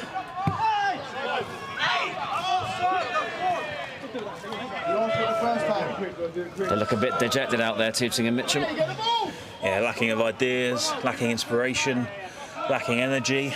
It's been a pretty lethargic display from them. And they'll be hoping for bigger and better things next season. This season's been over for them for a little while. Yeah, they're a club that has obviously been in a little bit of flux in recent years. Relegation after relegation. They'll be looking to sort of stabilise next season, you know, without Farnham in the league and, you know, whoever else comes up through the playoffs. That's two, you know, big hitting sides they don't have to contend with, and perhaps they can make a push for those top 5 places as well. Liddell and Melody getting acquainted there, the two substitutes.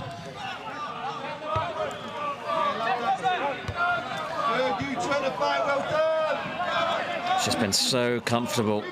Yeah, when it comes forward, it just doesn't stick, and it comes straight back. Cooksley in all sorts of space on this left-hand side. He's looking for a 1-2. It's not the first time he's looked for that sequence in that position.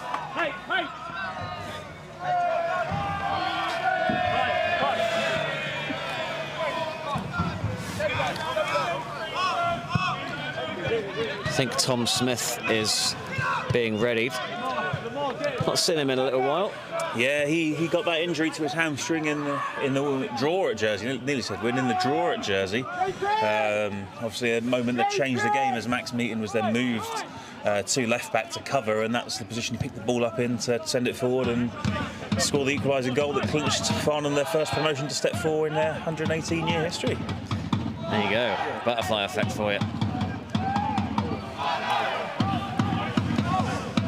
Couldn't have happened to a nicer bloke, Max Meaton scoring that decisive goal. And I'm sure he meant every bit of it.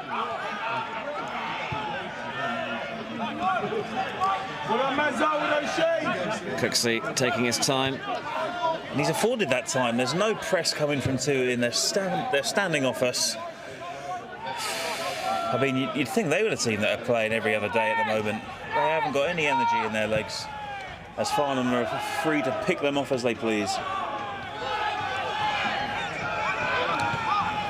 Yeah, 280 of you watching along on YouTube at the moment. Adam Liddell looking to give all the viewers something else to celebrate. A late flag there for offside on Liddell. Amanda Liddell has commented, wondered where Adam Liddell was. But he's on the pitch now and he's got half an hour to make that count. Another substitution here for Tooting and Mitcham. Looks like number 11 is leaving us.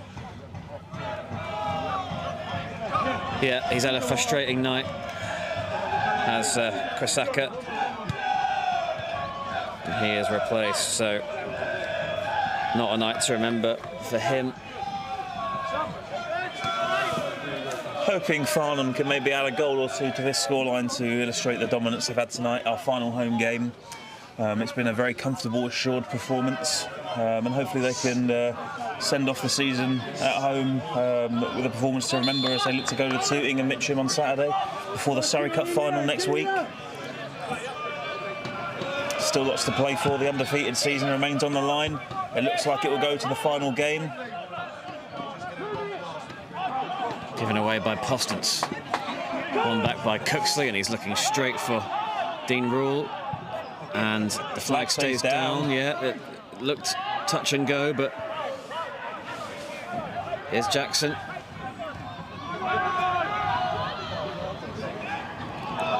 Plenty of space now for Jackson to pick out a cross. It's into an area where difficulty might have been caused, but goes out for a goal kick.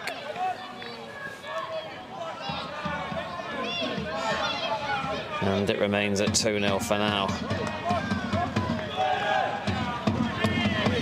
Real tall order, really, for Sean Munoz, the substitute, playing up front now for Tooting to make an impact. It's never easy coming on at 2-0 down when your team is having absolutely no joy whatsoever. In case there was any doubt as well, the playoff places are all wrapped up. Croydon are 5-0 up at Hawley.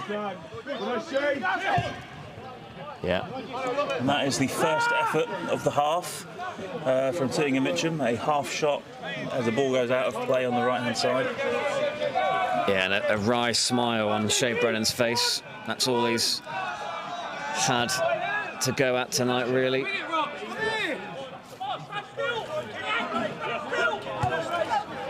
Raikkonen still bellowing out instructions to his teammates. Almost furious with them that they're not all exactly on the same wavelength as him.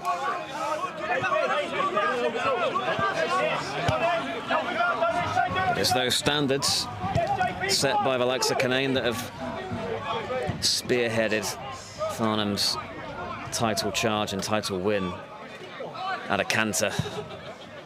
Canane looking for Flatman this time. Goal kick given. Yeah, well defended down there. And we are going to see Tom Smith into the field. Yeah, his first appearance for over a month. Lewis Flatman makes his way to the touchline. He opened the scoring tonight for Farnham. He looks frustrated as he comes off, but he can be happy with his night's work. Can only assume Kai Tanner now moves forward into a more attacking role, and Tom Smith will slot in at left back. That appears to be the case. Yeah. Tom Smith, stalwart of Farnham Town. He, like Max Meaton, 10 years of service, giving their entire sort of playing careers to this club.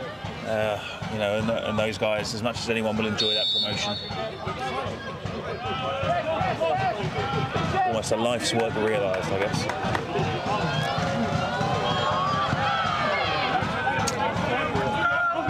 Tanner and Kuruma both going up. Kuruma coming away with it. And Hutchings taking no chances there, with Postance bearing down on him.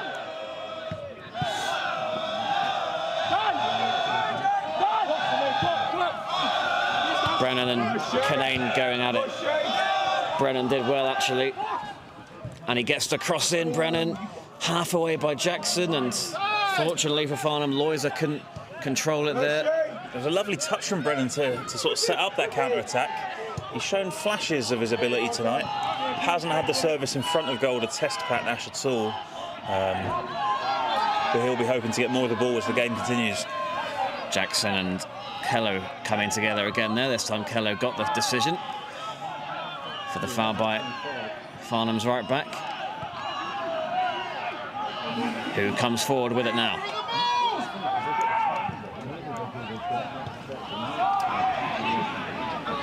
O'Brien was looking for Munoz. Just not coming off for them, but that's given away sloppily. And Brennan was alert to it. Frustrated with his teammates at the moment, Brennan. And the referee gives a free kick against Tom Smith. I think he's very unlucky there, Smith, actually. Melody went over. Another change for Tooting.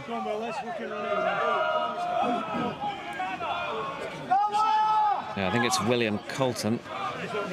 Yeah, 7 off. Yeah, he's been lively at times tonight, Noah Kello. Perhaps should have had a penalty. Yeah, I think we're in agreement on that. Could have all been very different. Yeah, if that decision gets made and they score the penalty, then suddenly you can understand the reason to sort of bank up and play for the counter.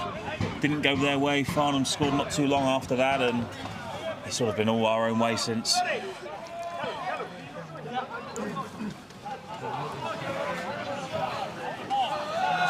Yeah, the chance at the end of the first half for Loiser, just before the Farnham goal, was the only other moment of joy. With that free kick, they're looking to send more bodies up now.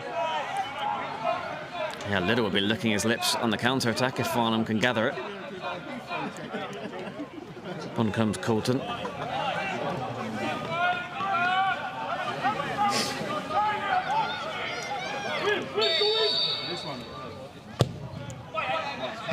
Away by Cooksley.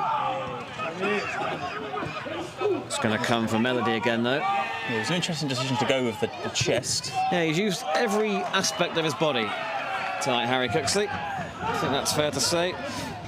Never shy of doing such things. Now a corner for Tooting to continue to pile the pressure on in the Farnham box. They'll be thinking if they can get one, maybe they can get two. Melody's delivery. They wanted half-hearted appeals, really, for handball against Karoma. But like it hit his chest. Cooksley looking to release Karoma, who's the furthest man forward. Doesn't score many goals, Karoma, just the one this season. Looks like Farnham are going to ready another change, and Michael Kinsella's going to enter the game, which you can only imagine means a defensive reshuffle.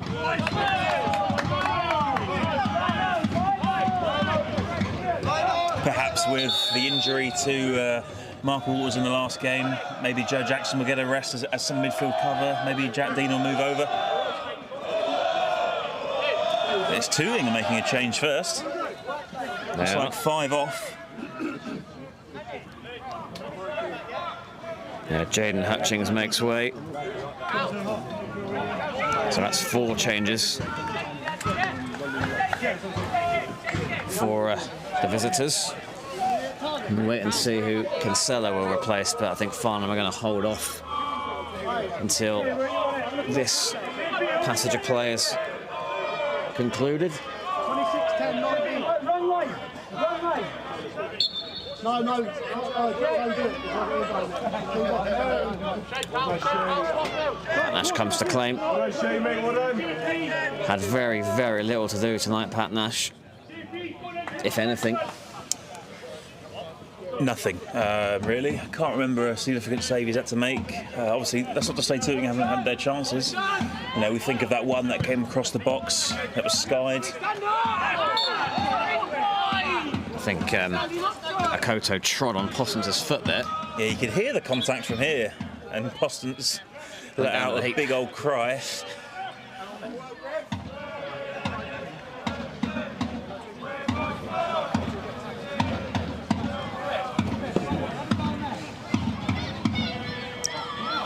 So another opportunity for Cooksley maybe to launch into the box. Not a great deal of urgency, but Possums are still down. It looks like he's pointing to maybe a cut on his sock or on his boot from the challenge. Not really going to change much of that information. The free kick's been given. Yeah, no need to appeal for any cards or anything at this stage. Harry Cooksley now over the ball as it looks to deliver. Charlie better find his way into the box. Yep. Try and find his goal tonight. No one anywhere near that one though from Cooksley. Out straight at the goalkeeper. Yeah, he rushed that. You know, Charlie had barely got up there. Ryan was up there. Yeah, probably should have sat on that one for a little bit and then delivered it. Smith calls for it, wins it. Yes, please. Yes, please. Yes, please. Farnham want to make the change now. Referee allows it, and it's Harry Cooksley, is it? Yeah, Harry Cooksley leaves us. Both sides, yeah, you can call them both sides. And I imagine that maybe means JJ into midfield, Jack Dean to right back, Kinsella into the heart of the defence. Yeah. Another reshuffle. Well, Kinsella can also maybe operate in a holding role. Looks like he is doing that. That does look like what we're going to do. So you've got a Kinsella-Karoma midfield partnership. 2 industrious players.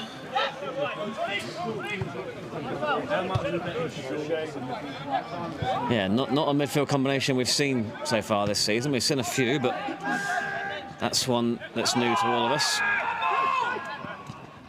But Tanner and Karoma going in there. And Tanner getting the better of Shea Brennan.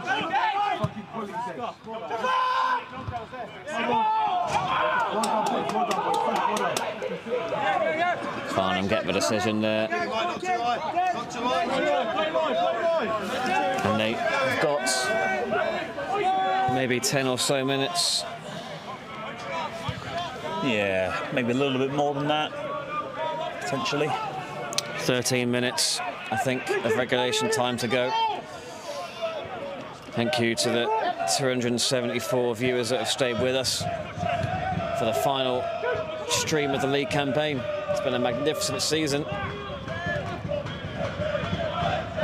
Zach says, can you say hi to me? Hi, Zach. Good day from Down Under, says Svian Thought. Zach says he's new and he's ready to support this great team. Good to have you on board, Zach.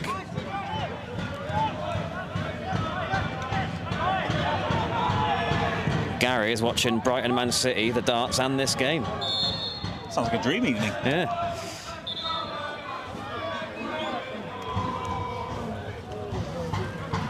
Yeah, a bit of Thursday night non-leagues, always good fun, but it's Yeah, not a frequent part of our week, no. Thursday nights, but glad to have everyone with us tonight, both here in the ground and online.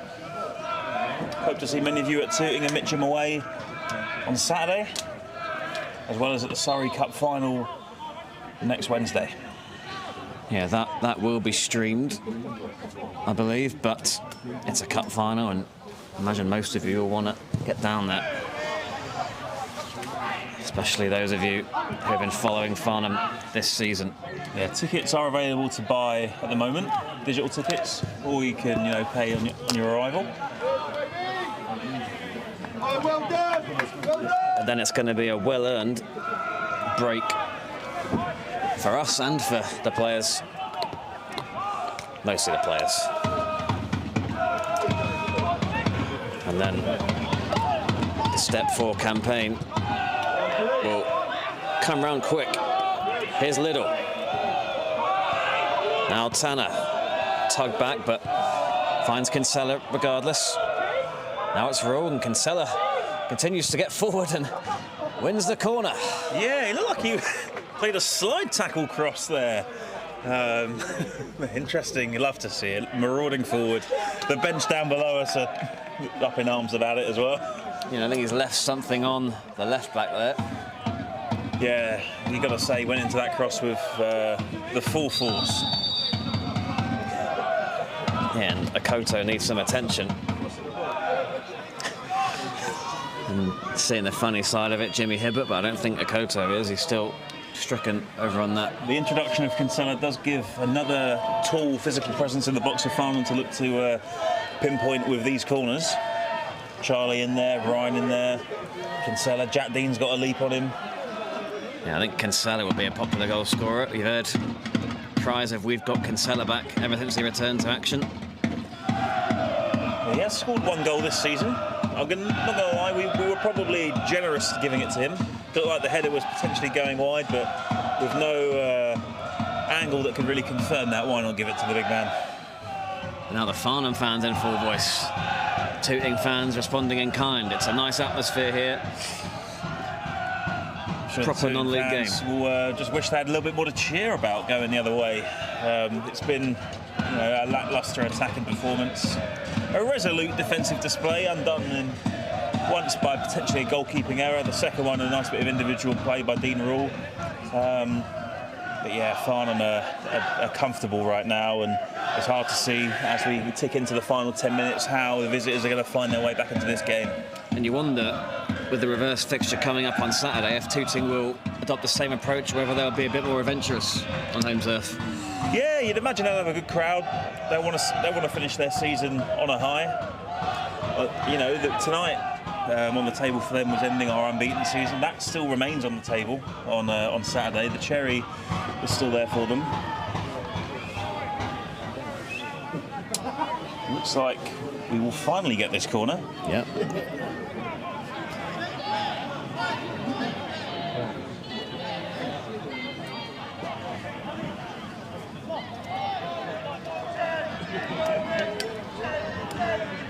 And it looks like Tooting will be temporarily down to 10 men for the set piece as the injured player leaves the field. Who knows if he'll be able to return. Yeah, he's being helped off very gingerly over there in that far corner.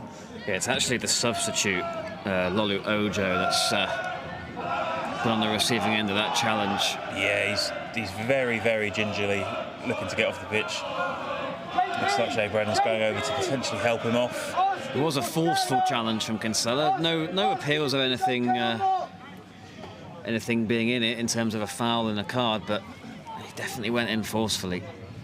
He's done some damage to his fellow substitute, Lulu Ojo. You'll have to imagine that Tooting will have to finish this game with 10 men. As the Tooting bench asks to find out if he's able to continue at all. Doesn't look like it, does it? No, you just need to have a look really to see as the linesman's flag goes up. Yeah, they're going to quickly make a change, so the substitute is going to be substituted. Yeah, I didn't realise he had a sub left. Yeah, I think Dominic Ash is the last one remaining for them. He's getting stripped down below us, getting his top on.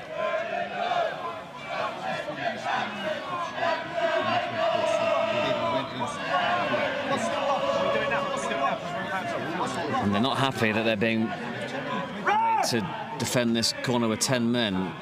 Or, in fact, the referee is going to let them make the change now. I think they're just a bit dejected in general, the Tooting bench. Not happy with how this night's panned out for them. The game plan hasn't worked. Who is it over that corner? Looks like Kaitana potentially. Yep. Yeah, Cooksley's off and Flatman's off, so next man up is Kaitana. What can he produce with Postance and Kinane and Kinsella and Dean to aim at? That's a lot of aerial pedigree. Little's in there as well. Getting everyone back for Tooting.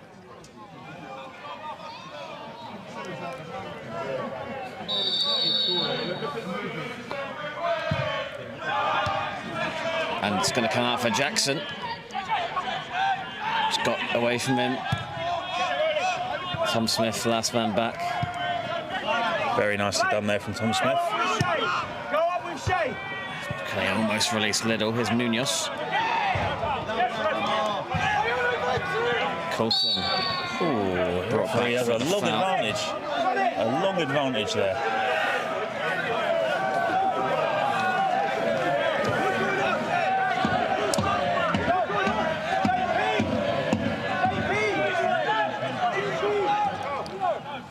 Can you please say hello to Roy Sisley, says Messerbest. Hello, Roy Sisley. Spitfire Kev says thanks for giving us these live streams. Thank you for watching, Kev. Jono, if you're watching, text us your thoughts of this game and we'll read them out so the fans at home can understand what the gaffer's thinking.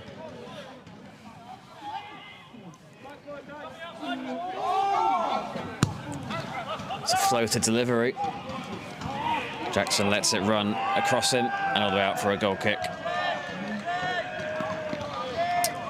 Gary also asks, enjoyed non-league diaries, we were doing the same next season. I think that's a resounding yes. Yes, definitely the flagship content strand of this club. We'll continue to do it as long as we can. We're very thankful for the opportunity that Jono and Jimmy and the coaching staff allow us to have in amongst that dressing room. Not every set of coaches like that sort of thing, but those boys have been very open to it and very forthcoming. And we hope all the fans at home have enjoyed that level of insight you get into, the sort of the day-to-day, week-to-week running of your local club. And we'll definitely be doing it next year and the year after and the year after, as we look to grow and move up the football pyramid. Tooting looking to get back into this. I think Brennan was trying to just dummy that and allow it to run through to Akoto. Didn't quite work for him. Here's Karoma. Smith looking to find Karoma again. That one goes out of play. We've got a bit of a QPR fan takeover in the comments section now. I think Jono might be at the heart of that. Yeah, I see his son in the comments there, Tay. QPR playing tonight? Don't think so. Just want to make their allegiances heard. Yeah, Thanks to the QPR fans for tuning in. And Ant Proki says he supports Met Police FC. Can you give them a shout out? Yeah, Why not? shout out Met Police. Commiserations on your Surrey Cup semi-final defeat on Tuesday night. You guys had the lead all the way up until the 88th minute. You will not be defending your crown this year. We would love to have played you. It'll be South Park for us next week. Look forward to making the trip to Met Police next year, though. Yeah. It'd be nice to get a new set of grounds to visit and stream from. Jack Lane says, can you shout out Raheem?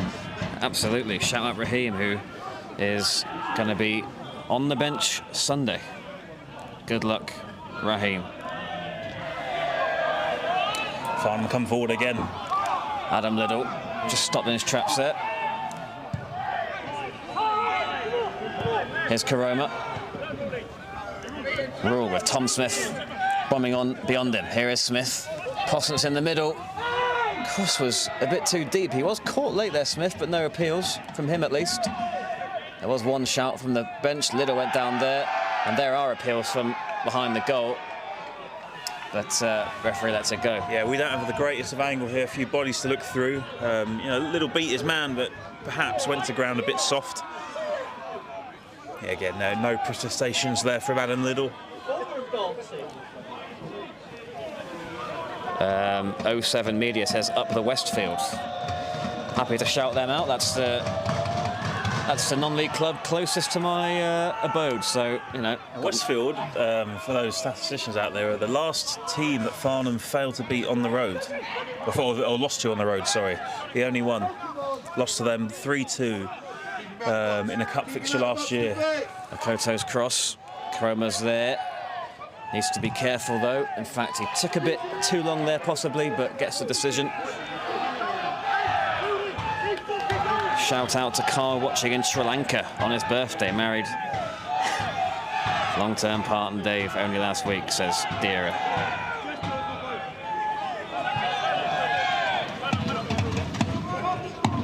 Here's Kanane. Pressurised, but always in control. Now Tanner. Overran it slightly. Getting a lot of shout-out requests, that's for sure. But here's Adam Liddell. And now Postance. Couple of chances already to his name tonight, and that was his best effort. Just looked to bend it into that top corner. Came very close to a third. Yeah, he struck it so well. Lovely bit of bend on it. From our angle, we were right behind it. It looked like it was going to sail into that top corner, but perhaps just a tad too much power on it, and it went about a yard over the bar, landed on the roof of the net. But yeah, that is the closest he's come in this second half. Yeah, just not been his night tonight, but he struck that well. Definitely the most difficult of his 3 chances. As chances of champions ring out around the clock end. Yeah, these are the last few minutes of the home league campaign for Farnham. Looks like they're going to cap it off with a clean sheet.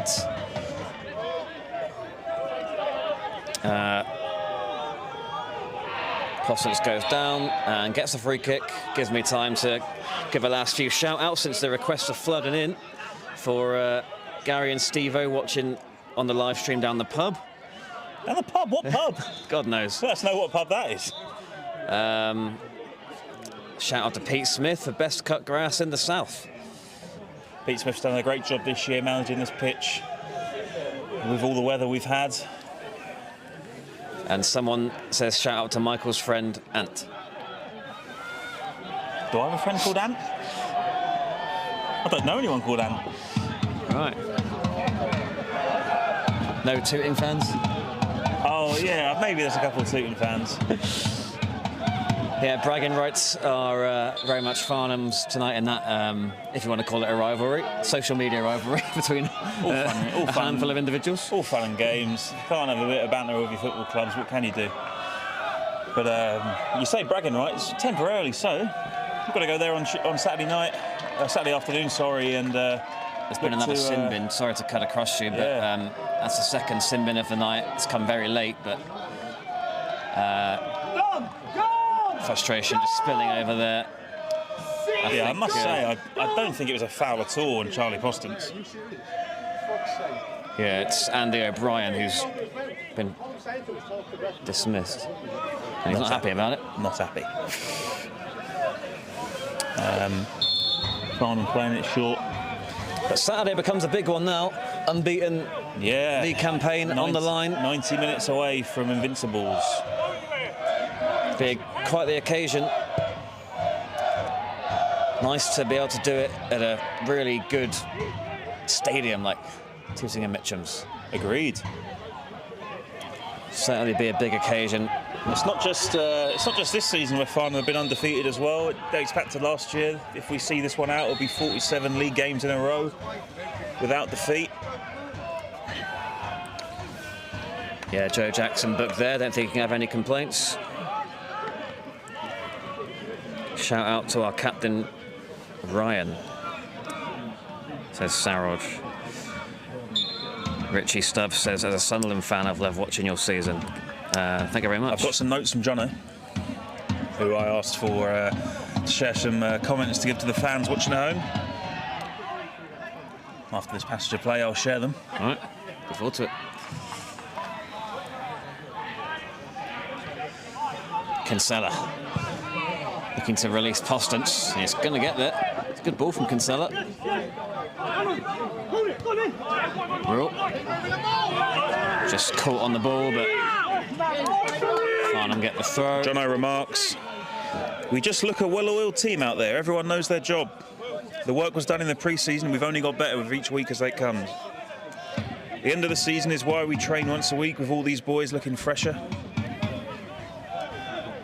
And hopefully we can end it on a high. There you go.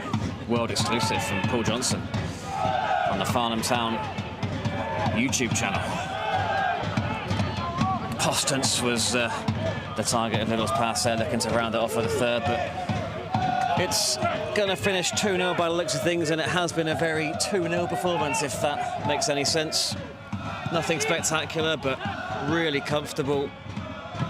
Yeah.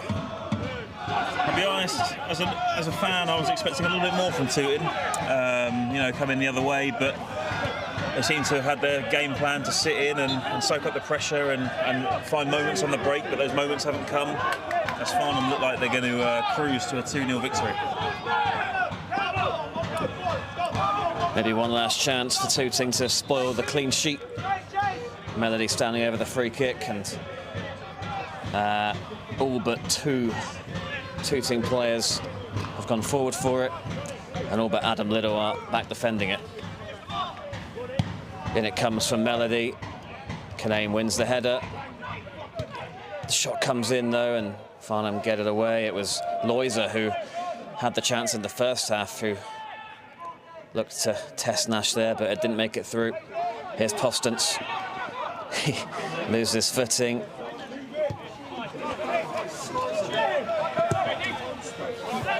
Brennan not made the impact he'd like to tonight. Never easy against Canane, and Right, Canane letting his teammates know what he thinks. it doesn't matter whether it's 2-0 on the last game of the season, last home game of the season. Standards are still very, very high. They don't want him to drop even for a second.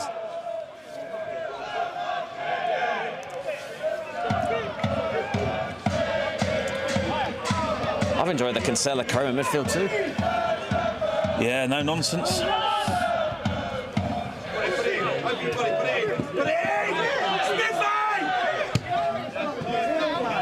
Down the line from Smith. That's going to be too far for Postons. And we are, I think, 6 minutes into added time, so not long remains. The injury, obviously, to the substitute, Lolu Ojo. Looks like the referee is taking a look at his watch. He's going to bless us with a little bit more football. Good win there by Postons. Little for Rule, who almost acrobatically found Little again. Kinsella wins it back, though.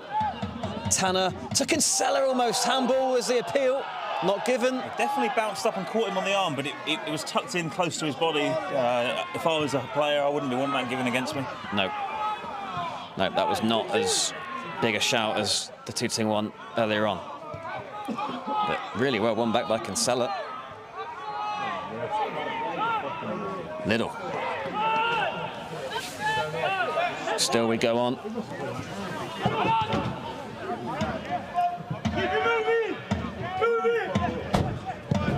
Jack Dean's searching ball for Smith, whose header is into the path of Dean Rule. Smith wants it back, but Rule turns. Referee looks at his watch again. Canane over the top for Smith, who's onside.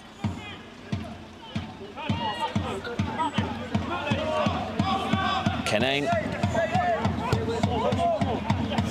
Jack Dean. Just seeing it out now. Farnham. It's just never been in doubt. And I don't just mean tonight. Yeah, I think this has been one of the easiest nights we've had all season. Which is not what I was expecting to say coming here tonight. Yeah, Tooting will be determined to make it a lot harder on Saturday in this double header. Jack Dean's touch, Tooting's throw.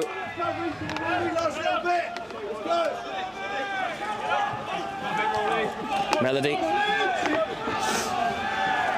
Out of play. And I feel like sums it up, really. I was just going to say that. I feel like I say this every week here, but that sums it all up, really. And they do look defeated. They have done ever since Flatman's goal, to be honest. Tooting and Mitcham, having shown some somewhat positive signs that they could keep Farnham out. Referee's whistle's in his mouth, and it's been blown, and that brings to an end the league season at the Memorial Ground. Farnham have got one game left to become invincibles, but they've won tonight by 2-0. Goals either side of half-time from Lewis Flatman and Dean Rule secure the win. It's been comfortable, but it's been professional. Yeah, Farnham weren't tested tonight. It's a shame. If you're a visiting fan, you'd have expected more from your side, but we looked comfortable, we looked assured. It looked as a matter of when, not if, we would take that lead, and Lewis Flatman gave it to us shortly before the half-time break, and Dean Rule, with a little moment of magic, made it 2 shortly after the restart. And, you know, the second half was a bit of a procession, really. It never looked like it was in doubt. As Farnham make it 37 league games unbeaten this season, 34 wins, 3 draws, and 1 game left in pursuit of invincible. Absolutely. We look forward to Saturday. Hope to see all of you there at Tooting and Mitcham, and of course the cup final to follow on Wednesday. But thank you to all 260, 270 plus viewers on the stream tonight. Stayed with us the whole time. Very much appreciated, and not just tonight, the whole season as well. And we move on to Saturday, where Farnham, as they head over to applaud the clock end, are 90 minutes away from an unbeaten season.